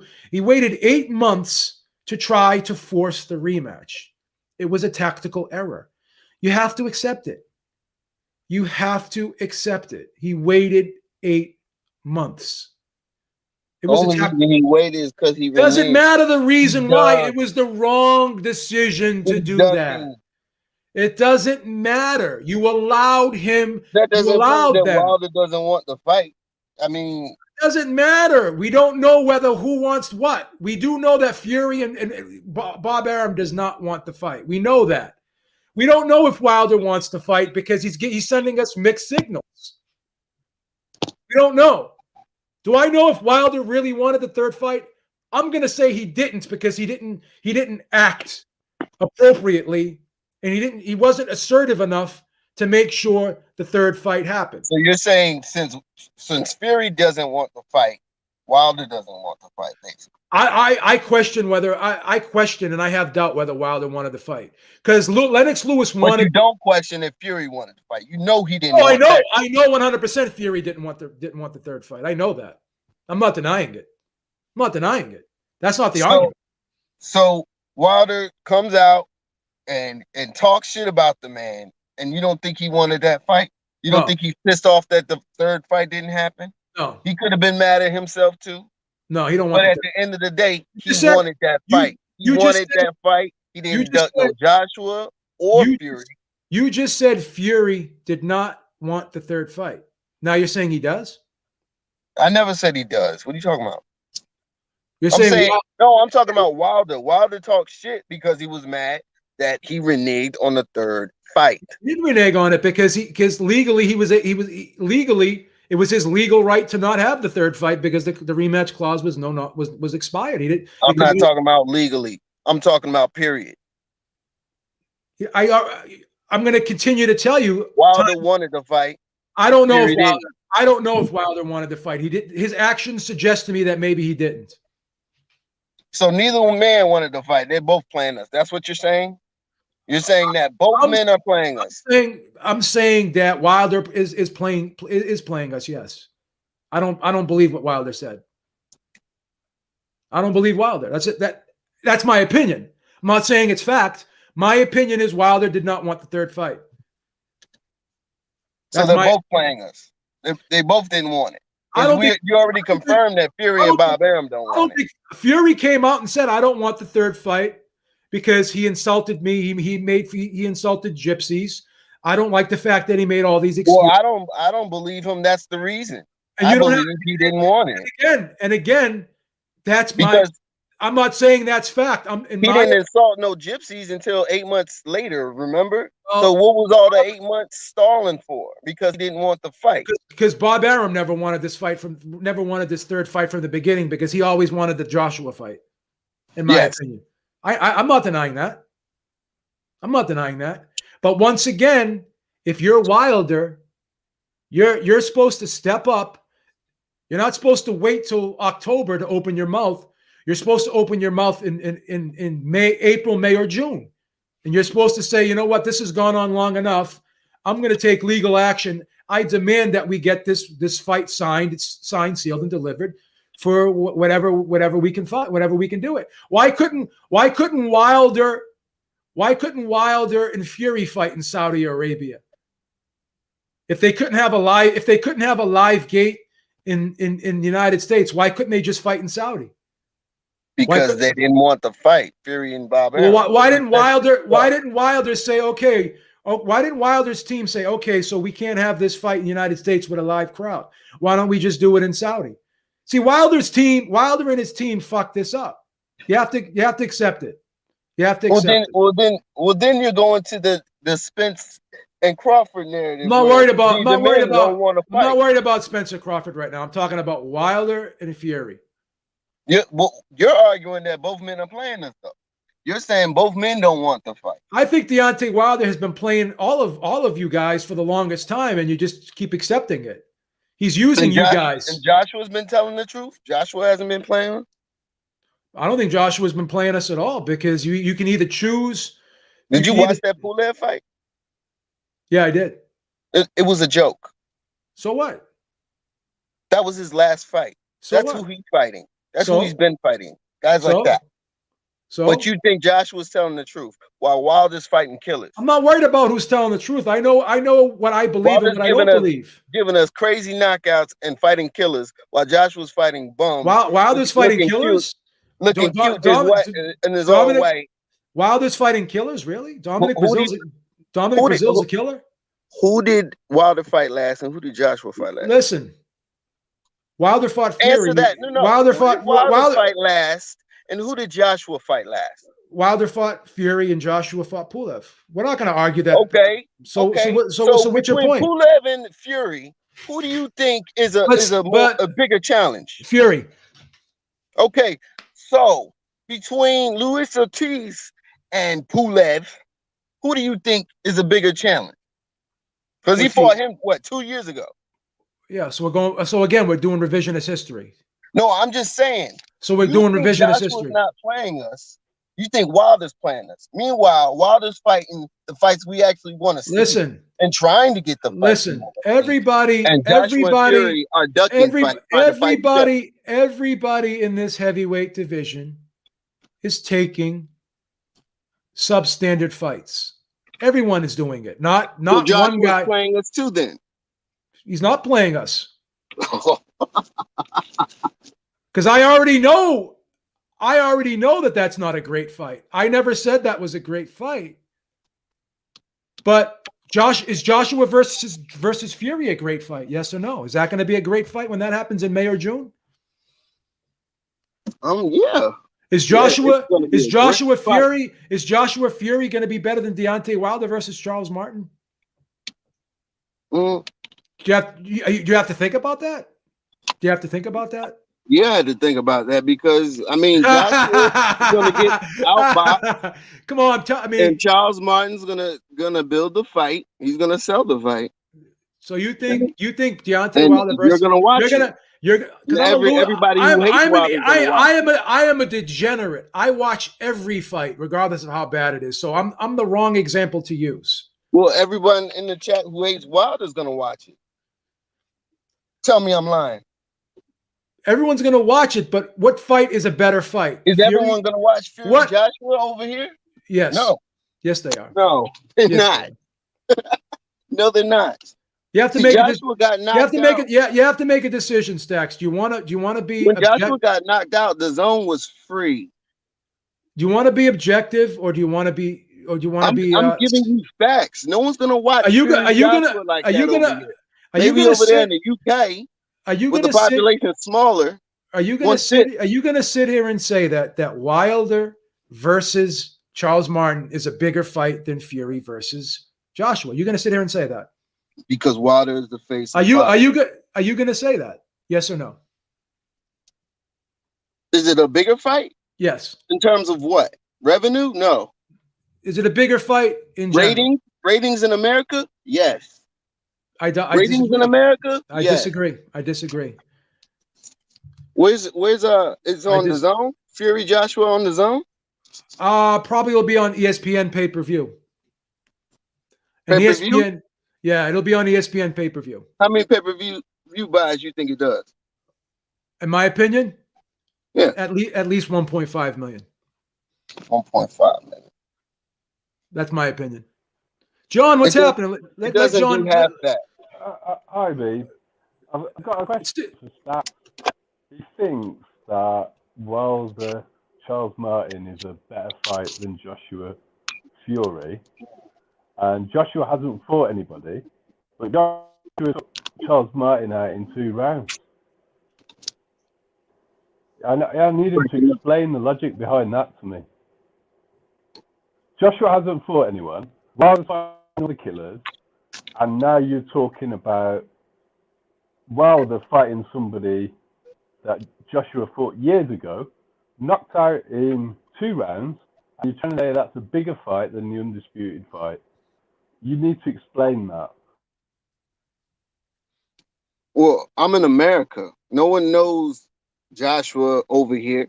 No one knows Fury like that until Wilder showed up.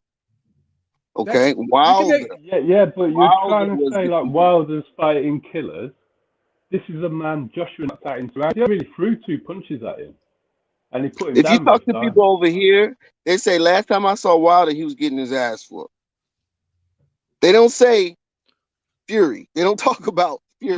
How many pay-per-view buys did Fury do when he went into the WWE? Do you see, like Fury's becoming is becoming a big star in America, and I think the WWE. I think wait a minute, hold on. I think ESPN has done a great job in promoting Fury. Fury's been on the Breakfast Club.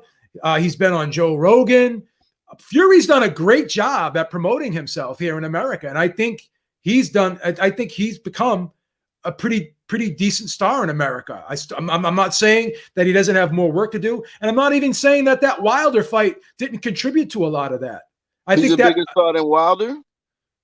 Yeah, I actually think more people know who Fury is than Wilder is. Yes, I do. My opinion. But what Stacks isn't answering the question. He's talking about Wilder fighting killers, and yet he's quite happy for Wilder to fight Charles Martin, somebody that Joshua knocked out 2 rounds. Yet you're saying Joshua hasn't fought anyone. He hasn't. But all this. But you're trying to make out like. When Joshua fight Charles Martin, the face guy, y'all loved it. Y'all had no issue. But Stacks, you know what I'm happy about? Let y'all talk about Malik Scott when he threw the fight with Wilder. Y'all don't think Charles Martin threw the fight with Joshua? No, because I saw Charles Martin's head snap back, and I saw him, his eyes roll back in his head. Well, that's all up for debate. I mean, we'll never know. But no, you're talking about who Wilder's about to fight. Who did Wilder just fight twice? You're doing a lot of talking about ducking. You're doing a lot of talking about ducking. Yeah. So, do you agree that Wilder ducked Dillian White? Why would Wilder duck Dillian White? Because Dillian White's a dangerous puncher. $8 million if he was so easy, and he was the number 1. Listen, WBC rated. No. I'm asking, why would he duck Dillian White? Because Dillian White's trying to fight Fury a 3rd time. Because Dillian White is a murderous puncher. There's a pattern with Wilder. If you look at his career, he didn't fight Klitschko because Klitschko was a big knockout puncher with his right hand. He didn't fight Joshua because Joshua was a knockout puncher. He didn't fight Fury. Excuse me. He didn't fight Dillian White because Dillian White's a knockout puncher. He avoided Povetkin because Povetkin's a knockout puncher. He keeps avoiding all these guys, in my opinion. I remember Povetkin popping dirty. So I remember Ortiz popping. I remember Ortiz. But did Ortiz pop dirty twice? Yes. So why did he fight? Why did he fight Ortiz? Then why did he fight Ortiz and he didn't fight Povetkin? Because there's a pattern. There's a pattern. There is circumstantial evidence. All these fighters that he did not fight have one thing in common. They're all big punchers. He did call Fury pillow-fisted. He called Fury pillow-fisted. So he was wrong, wasn't he? He was wrong, wasn't he? Yes. So in my opinion, who's he trying to fight again? Actually, he's trying to fight a 3rd time. I'm not so sure that he was wrong, because I think if Fury had real power, Wilder would have been completely taken out. The fact that Wilder was able to get up from Wilder finished the feet on his Wilder finished the feet on his fight.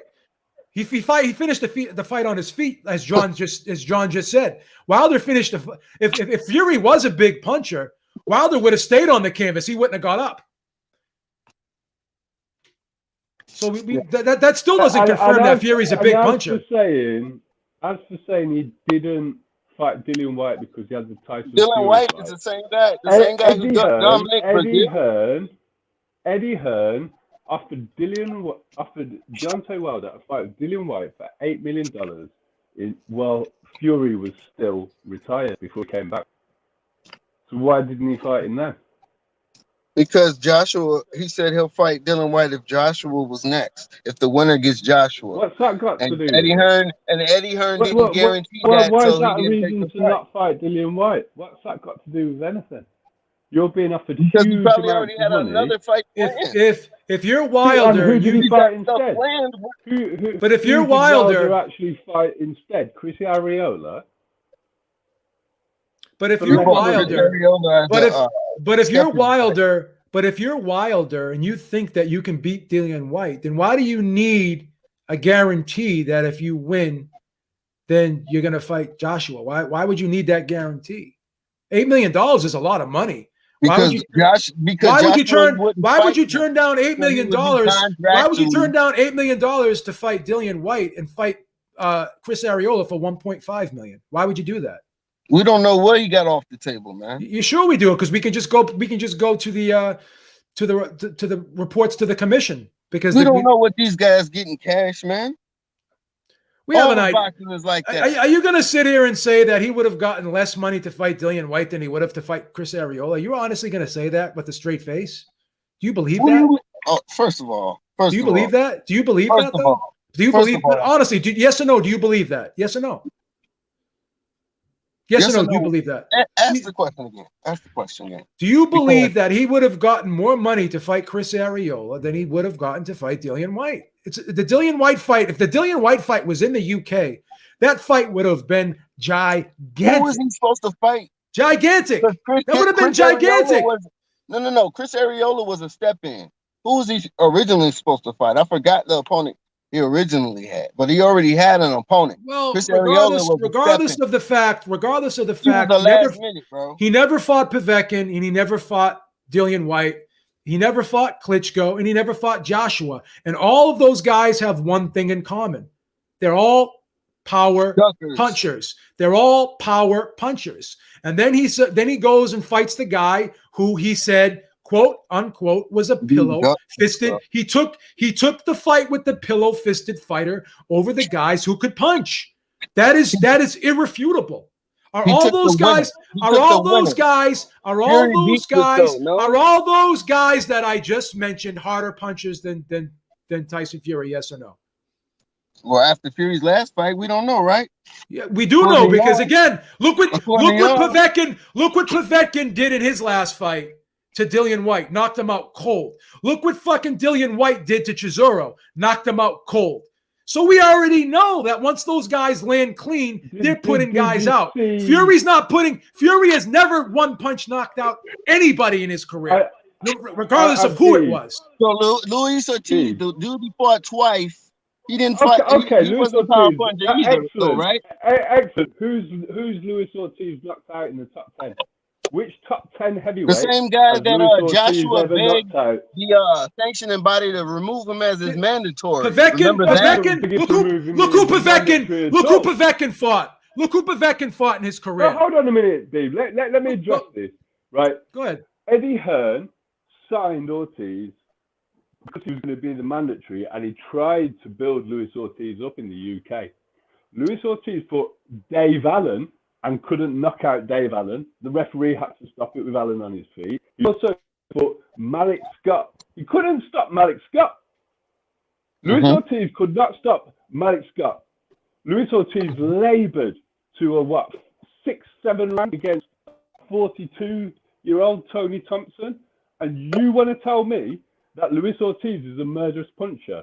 Name me one top 10 heavyweight Luis Ortiz has knocked out. Ortiz, out of his own mouth, said he wasn't going to go the WBA route to be the mandatory to Anthony Joshua. And Luis Ortiz turned down the Joshua fight.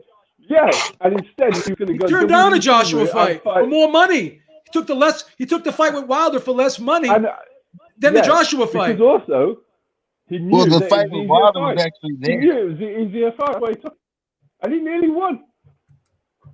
If it wasn't for help from the referee. When Luis Ortiz touched the canvas, how many times did the referee go and see him? 0. How many times did Deontay Wilder touch canvas? Why was the doctor looking at Deontay Wilder after the break, during the round, giving him extra time to recover? Why was that happening? And yet Luis Ortiz, who's been knocked out, didn't see the doctor. 15 million flat. Let me jump in Did he too, not John. agree to- Let me jump in. Let me No, jump no, in real y'all quick. taking turns. Y'all taking Let turns. me jump in. Let I me jump can't even in. talk. Hold on. Let me jump in real quick, and then I'll give you the floor for 15 as long million as, flat. What happened? let what me happened jump with in. that? Let me jump in. Let me jump in real quick, and I'll give you the floor for as long as you want. And after you go, we'll let H Money go. Let me just say this: Alexander Povetkin and Dillian White. Okay, Dillian White fought Joshua. He fought Chisora. He fought way better guys than Wilder has fought. Okay. Not only that, let's look at Povetkin, Klitschko, Joshua, Dillian White. You know, he fought great fighters, and we saw both Povetkin and we saw both Dillian White and Povetkin have numerous one-punch knockout highlight reels. Numerous times we've seen them one-punch knockout guys. Not more than Wilder. None of them got more than Wilder. Not more than Wilder. Not more than Wilder. But much. We've never seen Luis Ortiz do that. Okay, so you're not going to sit here and tell me that Luis Ortiz is a more dangerous fighter than Alexander Povetkin. You're not. You're not. Go ahead. I am, because you can't. You don't believe it. You don't believe it. I see it. Ortiz You don't believe it. Povetkin, bro. You don't believe You that. know it. You don't believe that. Who did Luis Ortiz beat, buddy? Who did Luis Ortiz beat? Name one. It doesn't matter who he beat. Name one highlight reel knockout on Luis Ortiz's resume. If guys duck, they duck. All right. Luis Ortiz can box. Hold on, he can box there is and he one. can hit. Hold on, man. One name. I can't even talk. You Y'all can't keep going. even do it though. What do you mean? You can't even name the one good knockout on Luis Ortiz's record, yet you're telling us he's a killer. Do you know who it is? Who's his best win? No, I no. You don't know even know who he beat, bro. I can't even name him. Name one person. I know a lot of people don't want to fight him still. Who did he beat? No. Answer the question. You actually don't know who he beat. I just answered the question. Ryan Jennings, and you don't even know that, and yet you want to tell us he's a killer. Okay, so what happened with the $15 million flat? Go. That's again. Those are straw man arguments. No. Don't cancel it. Every time. Okay, I'll tell you what happened with it. I'm asking you about the $15 million flat. I'll answer that question. The $15 million flat was offered and accepted by Wilder's camp. They accepted it, and Eddie Hearn sent them a contract, and they failed to sign the contract.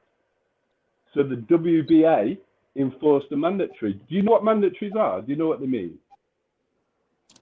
Mandatories do not come over unifications. Mandatories do not come over unification. Yes, they do. No, they don't. Yes, they do. No, yes, they do. Eddie Hearn had written a letter. Unification. I mean, unifications trump Mandos. No, they don't. You have to get you have to file. You have to file for an exception to avoid a mandatory for unification. There's no sanctioning body stopping Joshua Wilder. That was $100 million fight. You're not gonna sit here and tell me with a straight face that they're gonna turn down Joshua Wilder to have Joshua fight Takum. They're not gonna wait. They're not gonna wait forever. They're not gonna wait forever for Wilder to keep. They're not gonna wait forever for Joshua to get his shit together and actually get the ring. No, look, Wilder never wanted to fight. Wilder never wanted to fight. It's fear. Eddie Hearn wrote a letter to the WBA to get an exemption for the $15 million offer. Yeah, and there was a deadline on that offer. Shelley Finkel accepted the $15 million offer. Eddie Hearn sent them a contract. They then didn't sign it and waited for the exemption with the WBA to expire to save face. The whole situation with Wilder That What you talking about? to It was 3 hoodwink days. people like, this is what I'm telling He you. had I'm 3 days. answering your It was less $15 than a million week. He had to offer. sign a contract. Less than a week. You talking No, about he 3 had days? more than a Bro. week. He had it for more than a week. Get out of here with He had this it for more than expiration a week. bullshit. And He could have had fought it for him. more than Bro, a you're week. the only one on some bullshit because Wilder got offered 120 million by the zone to fight Anthony Was Joshua Joshua. on that No, contract? 120 million No, dollars he from wasn't. the zone offer, and he bet it on himself to go fight And Tyson the Fury zone's going and lose that bankrupt. fight. No, he said he took less money to fight Tyson Fury than fighting Anthony Hold Joshua. on. Where's Canelo fighting? Where's Canelo fighting? This platform I remember Canelo Joshua fighting talking on. about 2021, 2022 Canelo, back in which 2017. platform is Canelo fighting on? Bro, we talking about Deontay Wilder saying Canelo, he bet on himself. Canelo ain't fighting nobody. He ain't done nothing in half a decade. Oh, He yeah. just moved up 2 weight classes to beat They said Kovalev, and then he beat undefeated Callum Smith. Kovalev, that was a fixed fight. Bro, Get out of no here. fixed fight, bro. You're fucking crazy, bro. Fixed fight coming off a war with yards. Get out of here. Stacks, you know something? I accomplished one thing today. I got you on record saying that you believe that Deontay Wilder let that rematch clause expire. That's all I needed. That's all I needed. Also got me on record saying.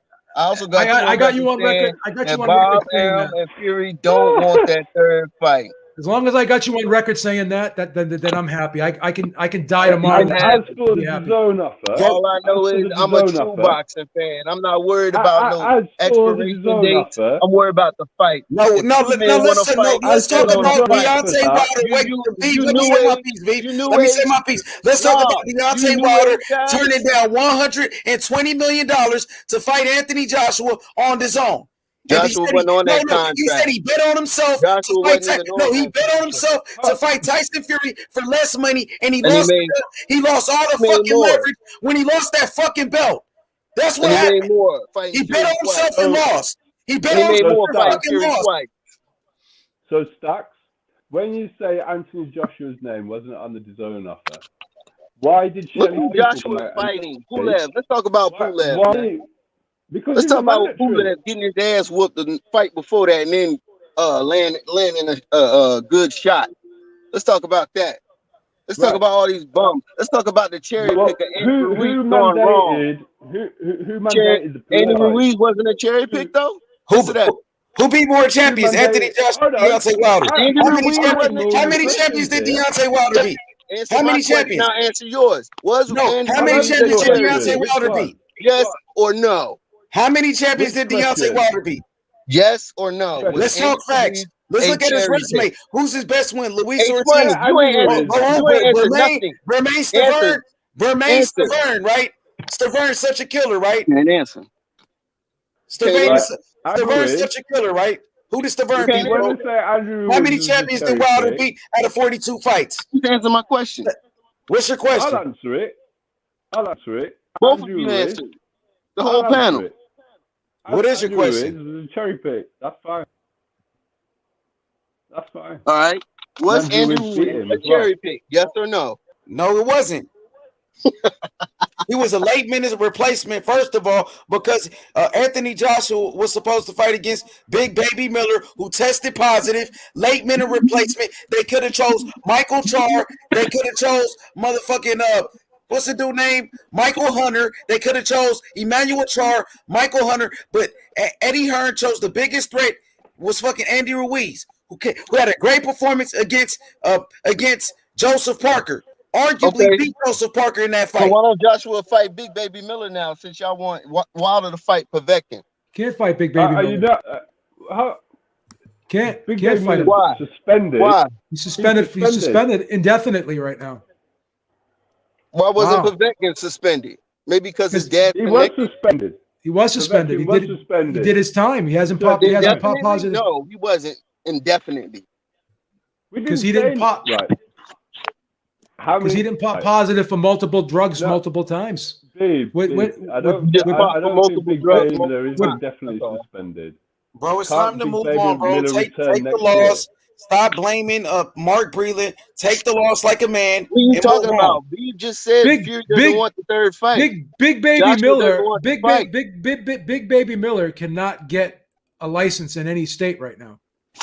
But Povetkin But his can. official, But they got the his, same crime. his official suspension What they do that? ends next year. Only in the mess. He can return in 2022. So we can have this conversation next year once Miller returns to boxing. So you're As a saying Big champion- Baby Miller? You're saying Big Baby Miller has a two? I'm saying y'all want Wilder to fight Povetkin. has a Why 2-year can't suspension. Joshua fight Miller? Yeah, I believe so. Yeah. He has a I don't. 2 years I heard suspension. it was indefinitely right now, but I don't know for sure. So if you have I've evidence, heard that he can return in next year.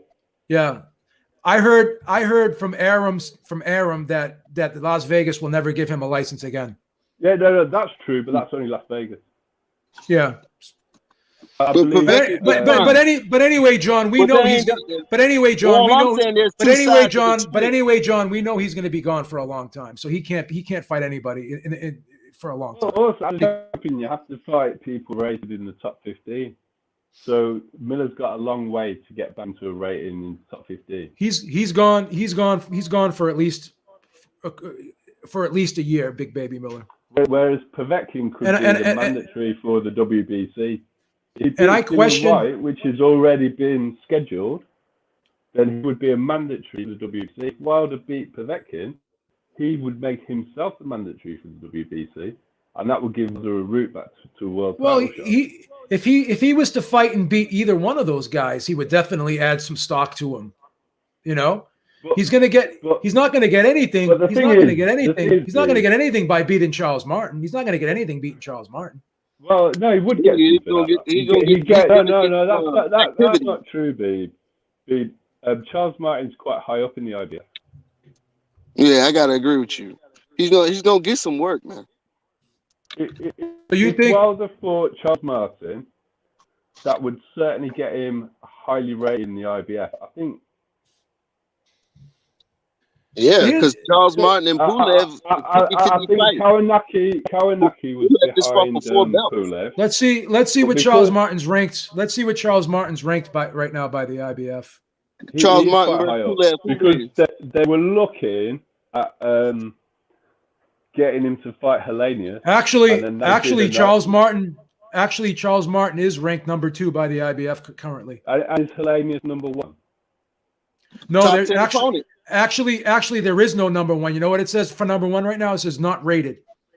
Okay, and where's Helenius in the race? Top 10 opponent.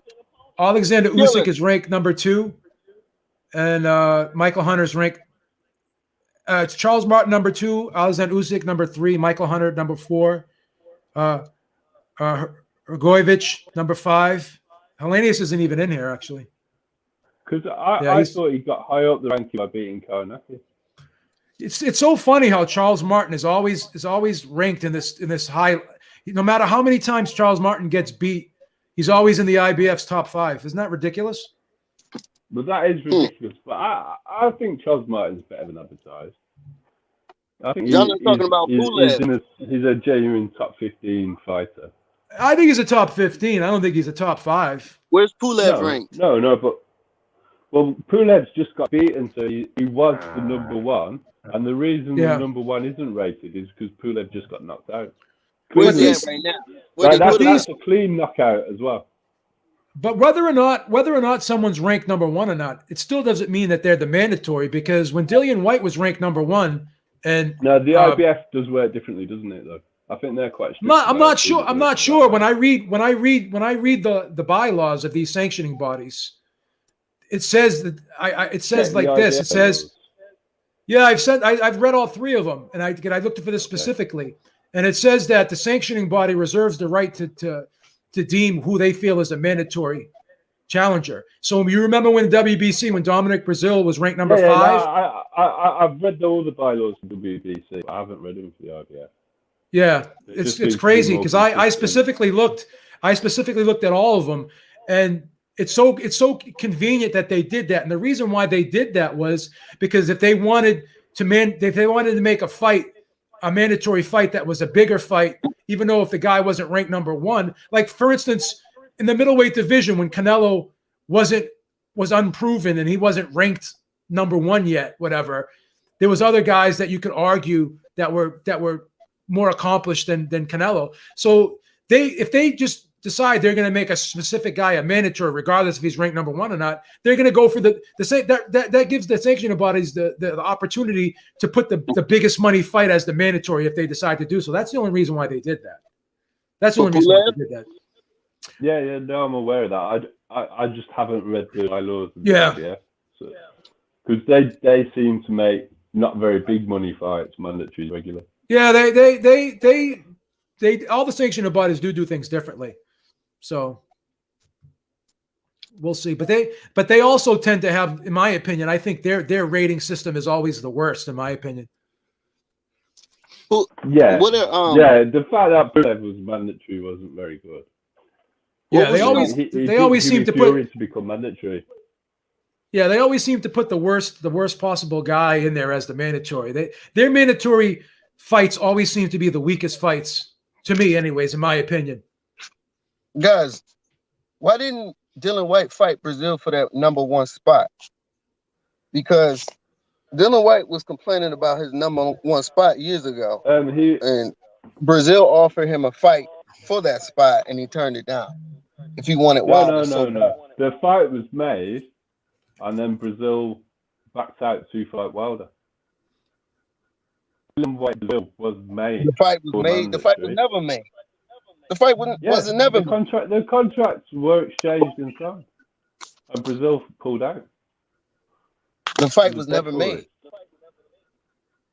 There was a date for it.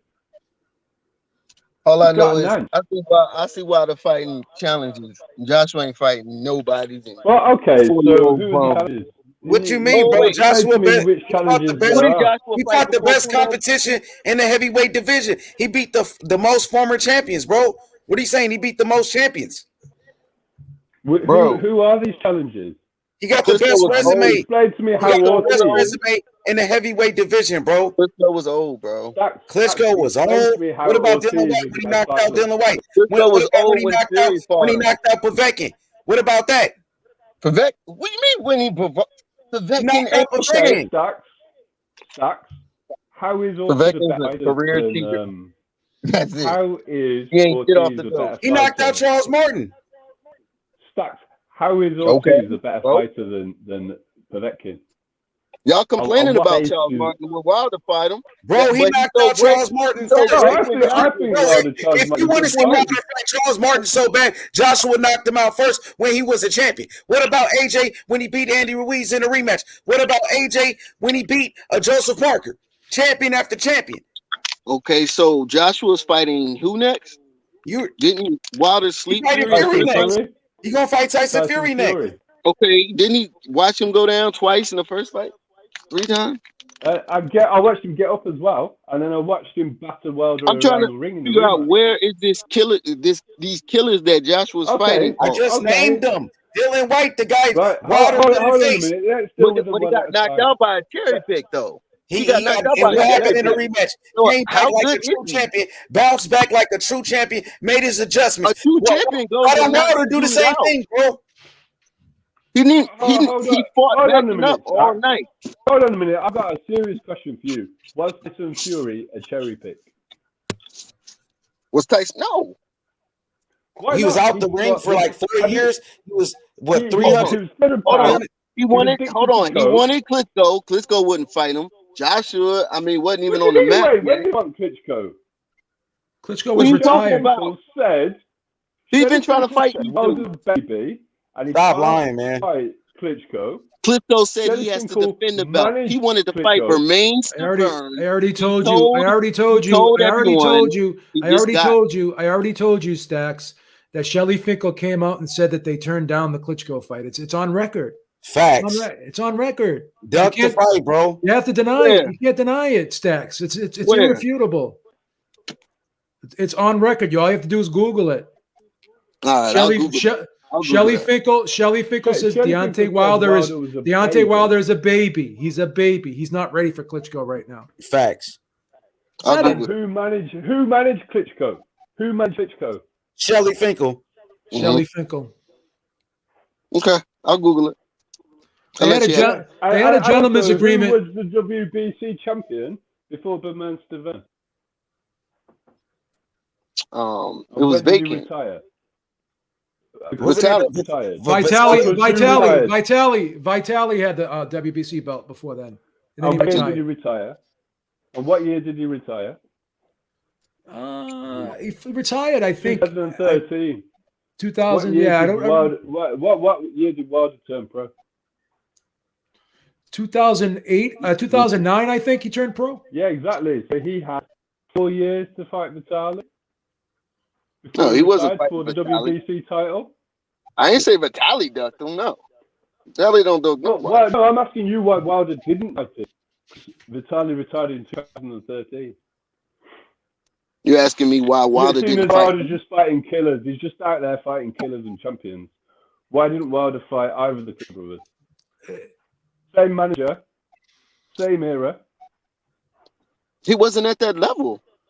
What he had 40-some fights, bro. Never Man, been professional. He didn't have 40-some fights in 2013. He been professional way longer than Anthony Joshua. He had 2013. He didn't have 40-some fights. He had 30-some fights in. What was he doing? Fighting bumps. Now you're criticizing Anthony Joshua's resume. Who name Deontay Wilder's top 5 wins right now? Let me hear it. Fury, Ortiz. His wins. I said wins.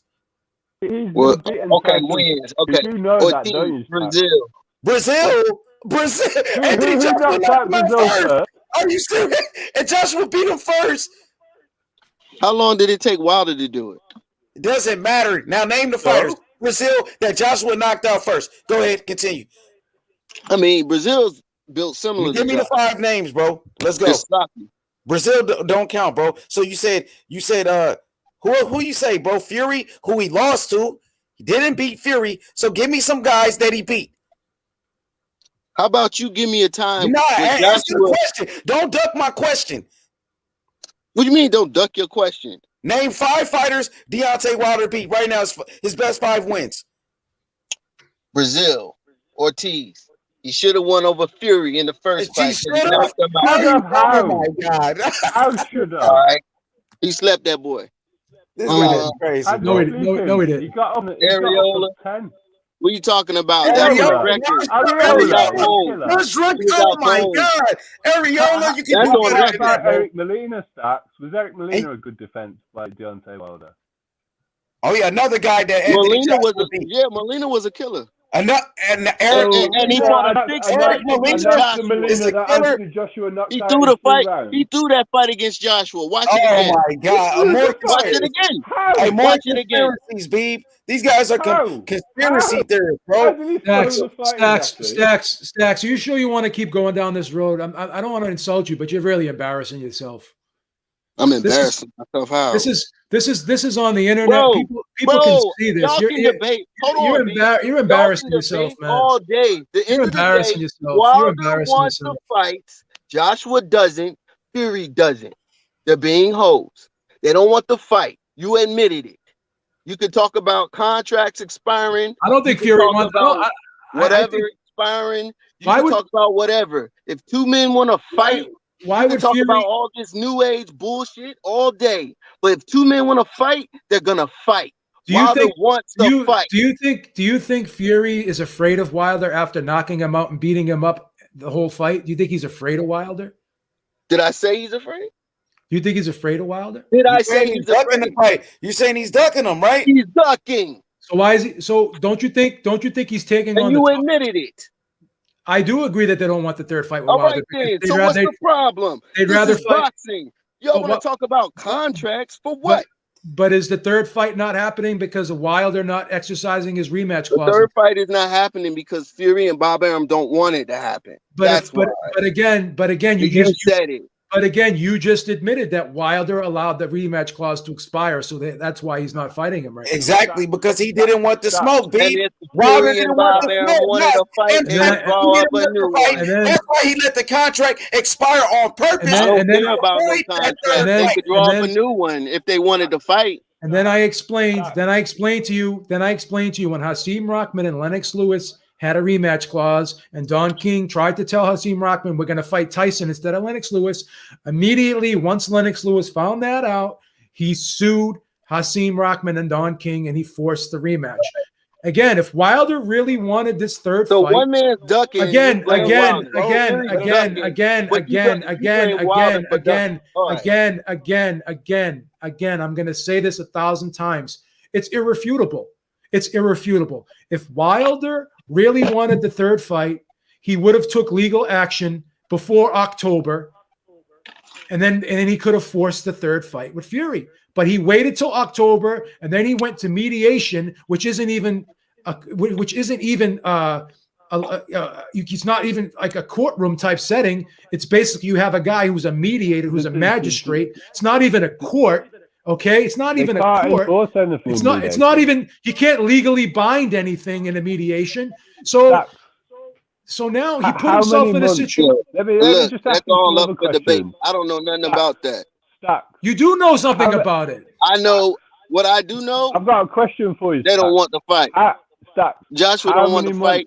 Joshua been fighting soft touches. He waited 8 months. He waited 8 months. Dude, he waited 8 months. He waited 8 months. You call renege when someone reneges. It's his fault. Nothing you can say will absolve Wilder of the blame for the third fight not happening. It's Wilder's fault. The third fight is not happening. Doesn't matter. It doesn't matter if Bob Arum wanted to fight. Doesn't matter if Fury wanted to fight. Hasim Rahman didn't want the rematch. Andy Ruiz didn't want the rematch, but Andy Ruiz was threatened. Let's do this a second, B. How many months were there? How many months 8 between June and December? Stacks. 8. How many months are there between June and December? June and December, 6, 5. 6 months, right? Andy Ruiz came out and said he didn't want to fight Anthony Joshua. Eddie Hearn sent a letter to court in the September that he said he didn't want to fight him, and they fought in December within a 6-month time frame. Yeah, but no one wants to talk about COVID and how the world was shut down. All he had to do, Wilder. Let me jump in real quick. All Wilder had to do was take legal action and force the third fight, and the third fight would have happened. It's that simple. It's just that simple. Right. You admitted to it. And you have to accept the fact. You have to accept the fact. You have to accept the fact. You have to accept the fact. You have to accept the fact that it's Wilder's fault that the third fight is not happening. This question then, B. Why didn't Wilder take Fury? I'm not gonna blame Wilder. You have to. Why didn't Wilder take Fury to court? Why didn't Wilder take Fury to court? I don't know. But I know from what I see, Wilder wants to fight Fury and Bob Arum. Listen, Wilder, here's the facts of the situation. Wilder was money, John. Does Fury want this third fight? Wilder was going through injuries.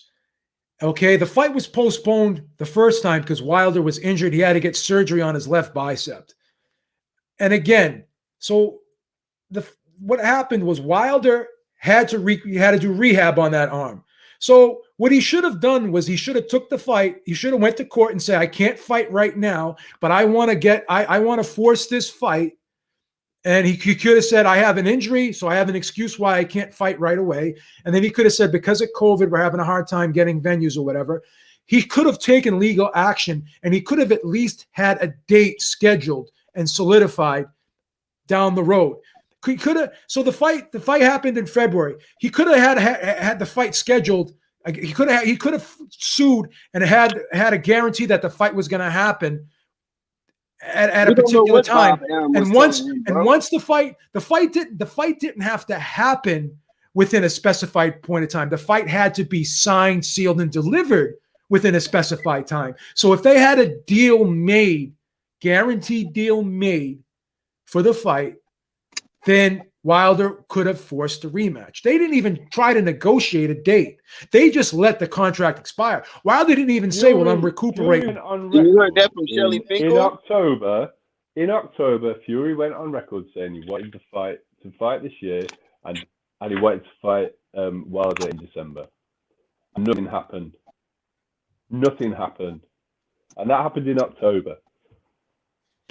And it was Wilder's fight the whole time, because Wilder was the one that had surgery. Wilder was the one that needed to rehab. Wilder was the one that had to put off his training. He was the deterrent for this fight not happening right away. It was all Wilder. It was because of Wilder's situation. No, they didn't want to do it without fans. Fury went on record in October and said he wanted to fight Deontay Wilder before the end of the year.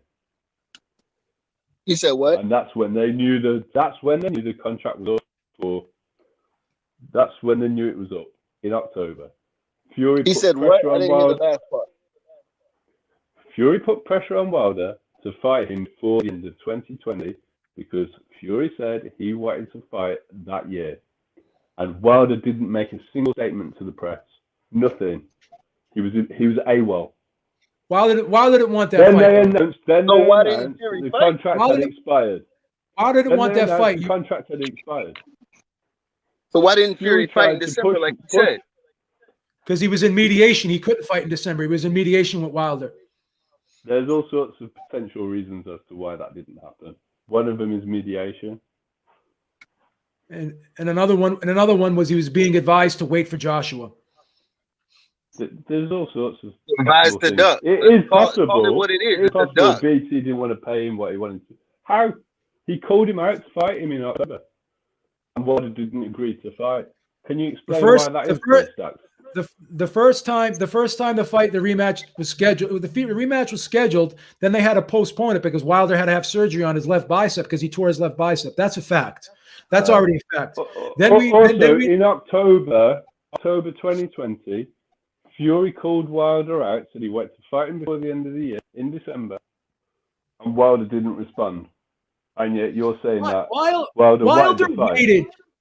Wilder waited for them to say that they didn't want to fight him, for him to come out and say, "I want to fight you." It's basically like when a guy has a fight signed and then he's called out after he has the fight signed. I can't believe that's a typical Wilder trick. Every time we hear that Wilder wants to fight Joshua, if Wilder really wanted this third fight, he would have shown more enthusiasm and he would have taken action much earlier than he did to force this. He had every right to force this third fight. He had a legally binding contract to force this third fight. Fury called him out in October to arrange a fight date, and they didn't respond. But then there's something that Bob's telling us.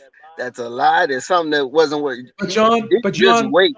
You don't know what Bob was telling him behind the scenes. You don't know anything about that. But John, I will say this, in my opinion, I honestly believe that Bob Arum never wanted the third fight to happen because I agree with that.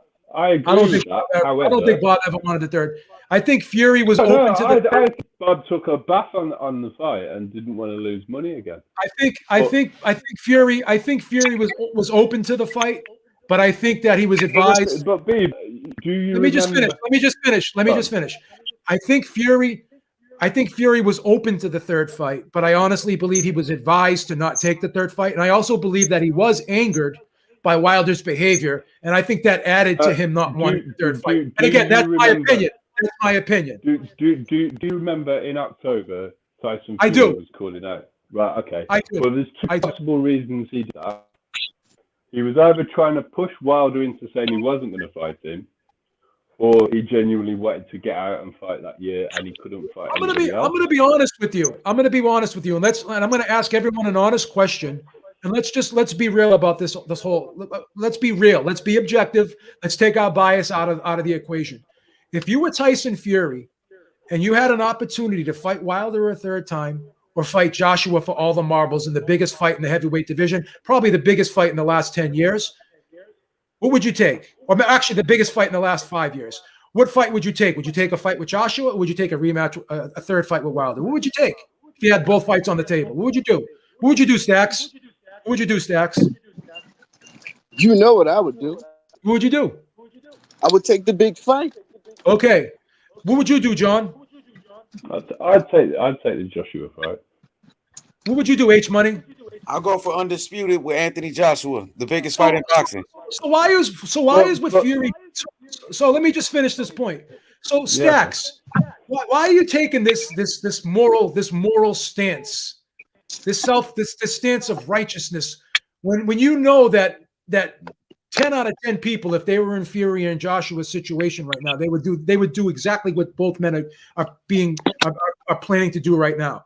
Why would you be mad? Why would you be upset? Why would you rather see a third fight with Wilder when you could see the best, biggest fight in the sport right now? Why would you want to see a lesser fight when you could have the greatest fight in the sport? Why would you want that?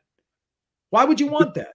Because you're a diehard Wilder fan. Because you're a diehard Wilder fan. You're not a boxing fan. You're a PR. You're gonna answer your own question. He's a fanboy, baby. He's a fucking fanboy, babe. That's you're a PR person. You gonna let me talk?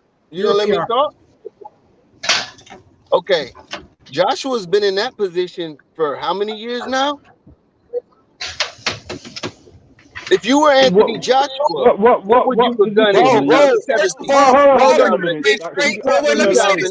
me say this real quick, because Wilder could have fought Anthony Joshua for undisputed, took the 120 million from the zone if he really wanted undisputed that bad. But instead, he said no. Instead, he went to go fight Tyson Fury. He said, no, wait, hold on, bro. Hold on. He didn't even have to give Tyson Fury a rematch. He did it trying to bet on himself, and he lost. Right, okay. Right. 120 million. What did his own president apologize about then? Right, I gotta mute everybody because I gotta get in. I gotta get in here. Okay, so everyone wants to talk about the 50 million. Okay, but let's talk about that 50 million. I didn't talk about that. No, stop. Because again, we have to look at empirical data and we have to look at circumstantial evidence. This is what we have to look at. So when that $50 million offer was put on the table, Eddie Hearn wanted to sit down and have a meeting with Team Wilder and negotiate, because you just don't throw an offer out there without a negotiation process taking place. That's not how fights are made. You don't take the biggest fight in the sport of boxing and just throw an offer there and have a 24-hour deadline and say either you take it or leave it. No one does business that way. No one. You don't ask for a contract, Dave. You don't ask Finkel. I'm going to get to all that. So Eddie Hearn wanted to have a meeting and he wanted to have a contract drawn up so he could look at it at that meeting and they could sit there and go over the finer points of the deal. Now, when Deontay Wilder was offered that contract from DAZN, okay, Lou DiBella was there, Shelly Finkel was there, and Al Heyman was also there. So when DAZN actually put that offer on the table, they actually had a meeting.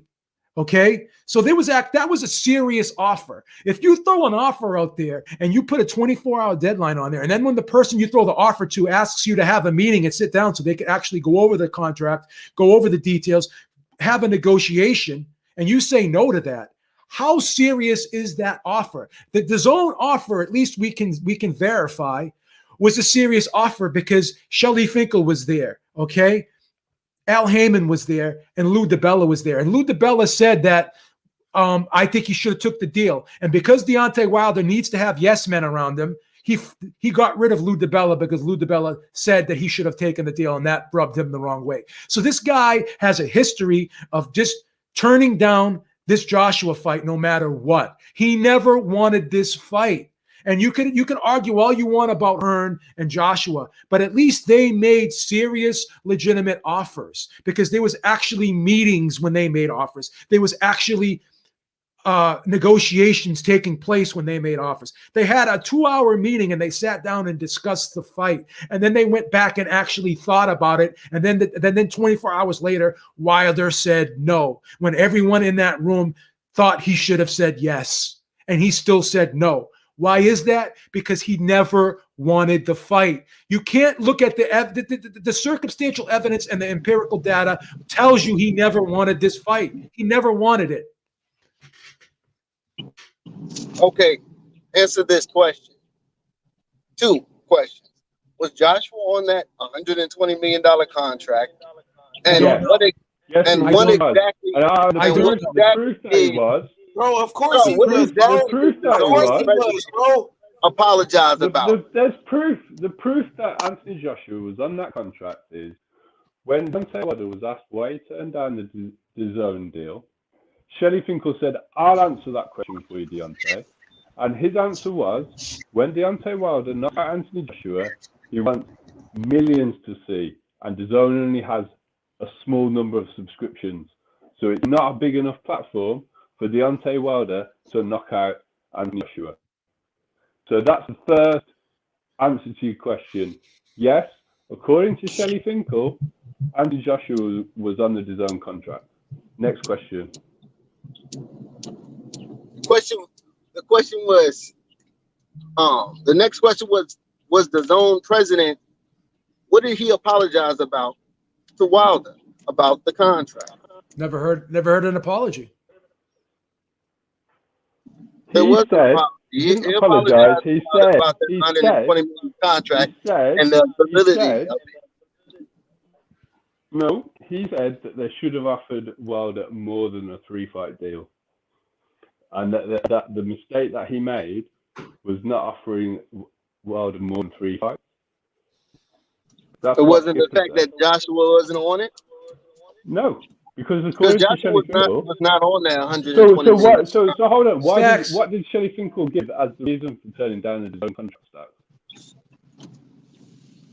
You said what?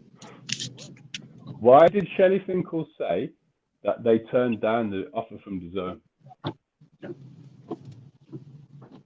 Shelley Finkel said that they turned down the offer because everything wasn't, or they didn't have their ducks in a row. No. Shelley Finkel. He didn't get into it. On YouTube, to go and look for yourself. He said that when Deontay Wilder knocks out Anthony Joshua, they want millions of people to see, and the DAZN subscription isn't a big enough platform.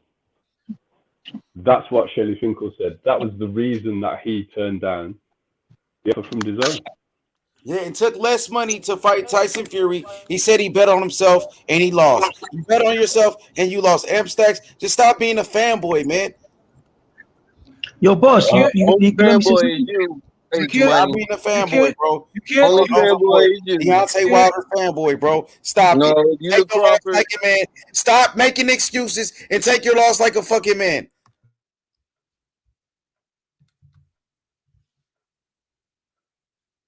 I think he dropped Yo, off. yeah, let me say something, fellas. At the end of the day, man, what's done is done, right? How are we gonna rebuild the champion, right? The people's champion, which is Deontay Wilder, right? It's not the people's So in my champion. opinion, I think Deontay Wilder, what you do is get a tune-up fight. I think Charles Munt's a perfect opponent. He has experience. He's been there with Joshua. Got put down in 1 round. He's not an easy opponent too. He's a ranked fighter. Okay. He is an easy opponent, Suleiman. He him out of the way and defeats him in a spectacular fight. We got to see how he's gonna look. And then after that, he could just bargain for that fight with Trevor Bryan. Trevor Bryan got that O. He's undefeated. He got Don King behind him. Get that regular belt. And then that's when the negotiating, that's when we see Shelley Finkel. That's when you see Shelley Finkel negotiating. Okay, Shelley Finkel negotiating. Okay, and Shelley Finkel will go and see if he could have Anthony Joshua get stripped or they make the fight. Can you hear me? I think that's a perfectly acceptable route for Deontay Wilder to take back. Joshua's gone on record saying he wants to fight Wilder anyway. So as long as he hasn't got other obligations, I think he'd fight him. Wilder never wanted that fight with Joshua. I'm There's sorry. No way he wanted it. He never wanted it. No way he wanted it. He never wanted it. 40%. He kept getting sync contract. There's no way around it. He didn't want the fight. If you kept to plot a route for him to come back, if you kept taking other fights, okay. If you kept taking other fights for less money than what you were going to get to fight Joshua, then you never wanted the Joshua fight. There was no reason to. What you okay, boss, can I put in a second? You're saying in your opinion, Habib, he don't want the fight, right? The one that got the ones in that fight was Joshua. Joshua was the one that didn't want the fight, man. Let's be for real. Joshua had bullshit. The ones, bro. You don't believe that. You don't believe that. Joshua didn't want to fight believe Wilder. Why did he don't believe that? Okay, I believe that in my heart. At the end of the day, when the fight was being made, who was the more dangerous heavyweight? Who was more feared? Who was You're talking here? with emotion. It was You're talking man. with emotion. You're talking with emotion. You're not No, talking no, with I'm facts. not talking reality, man. What did Joshua do? What did Joshua do besides? It has nothing to do with any of this. Joshua Suleiman, Wilder. he turned the fight down. He turned the fight down. He turned the fight down 4 times. Let me burn for a minute. Suleiman. He took the offers for him. Because it's 12.5 million. Go ahead. 12.5 million. There's the 15 million, which are verbally accepted and never signed the contract. There's the 40 at Wembley. No, hold on. There's the at Wembley. No, there's the 40% offer with no venue that they said there's no venue and date, so we can't take it. Then there's the 40% at Wembley with a date in April. Then there's the DAZN offer. That's 5 offers that Joshua sent to Wilder, one of which was verbally accepted and never signed. They even went as far as sending Wilder a contract for the 15 million offer. They got an exemption from the WBA. They had to write to the president of the WBA to get an exemption to have a unification fight. How on earth? Why on earth you go to all those lengths if you actually don't want the fight? Because he turned the fight down 5 times. He turned the fight down 5 times. When they sent him the contract for $15 million. Hey Joe, let me cut off. Hey boss, let me cut in for a minute. Let me cut in for a minute. Suleiman, he turned the fight down 5 times. Okay, boss. Okay.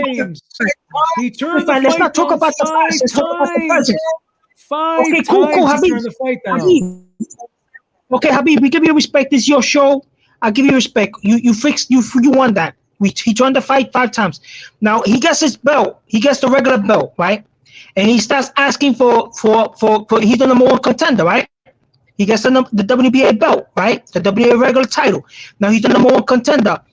Now if Joshua starts fronting and vacates and gives him the super belt, then enough said. Then we all know that who got them is Joshua. Then now he's more credible. But again, 1 second. Everyone's sitting there criticizing Joshua, saying he's going to vacate titles. Joshua has been the heavyweight champion since 2015, if I'm not mistaken. Okay, and he lost to Ruiz, and he lost to Ruiz, and he won it back. Joshua has never allowed himself to be stripped once during his 2 reigns as being champion. So why all of a sudden is he going to be accused of vacating titles and doing all this bullshit? Okay, he's going to vacate titles because the history Stop. Again, this is cognitive dissonance.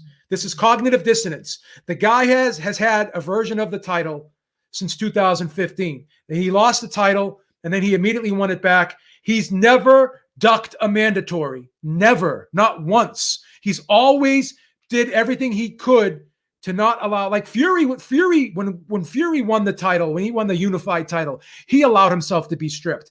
Joshua has never, ever allowed himself to be stripped, okay?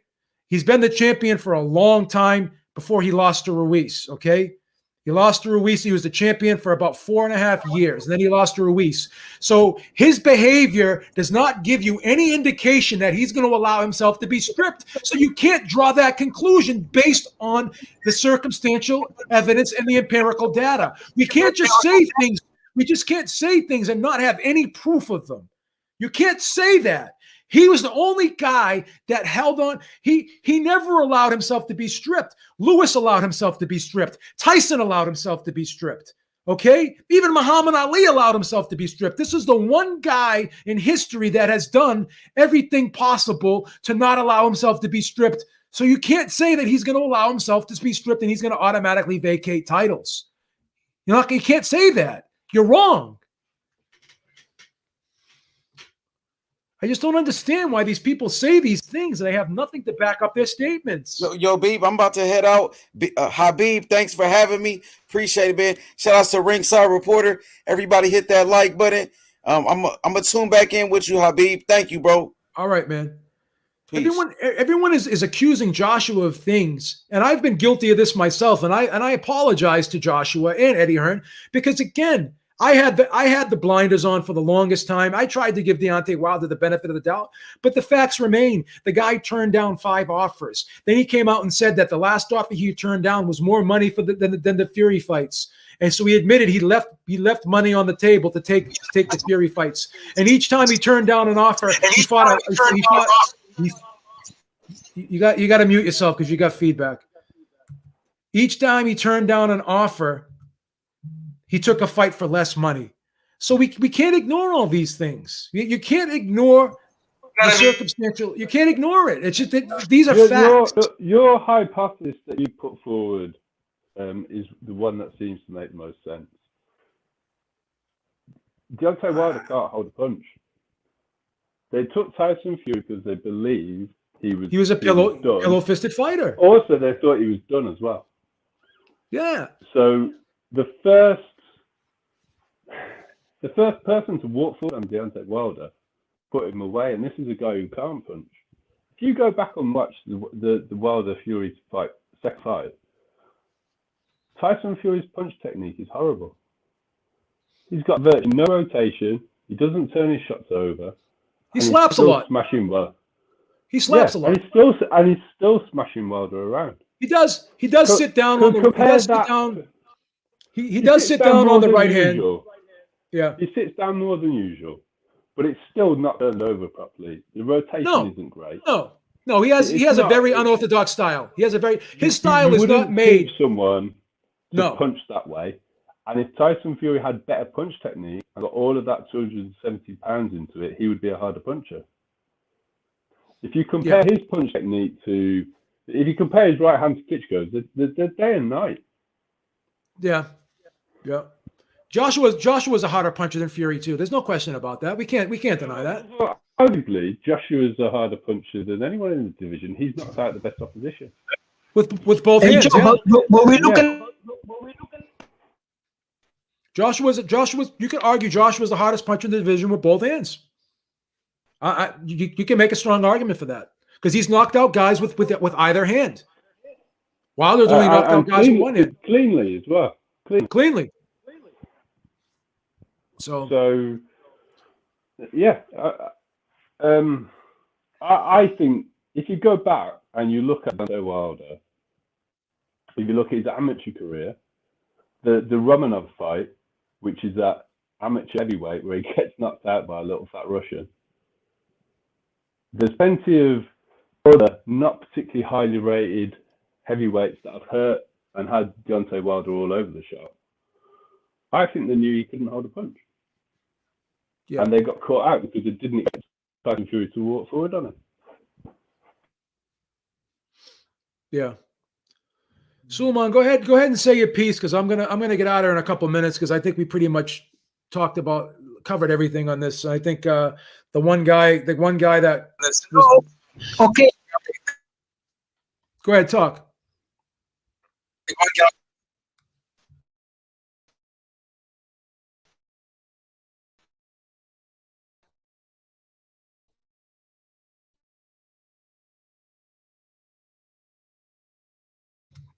I think the proof is in the pudding.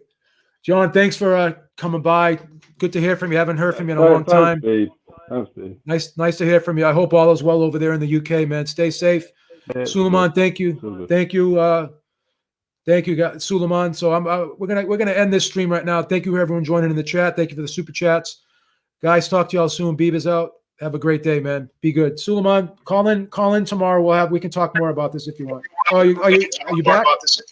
Are you back? Yeah. Yeah. See, you having some internet issues, Suleiman. Call in tomorrow, man. Call in tomorrow. You're having internet issues. I can't hear you right now. Your mic's on mute. I still can't hear you. All right, guys. Thank you so much for joining me. Peace out, everybody. Have a good day. Take care. And make sure you join into the Ringside Reporter podcast tomorrow, 7 p.m. Eastern time. Everyone have a great day, man. Take care.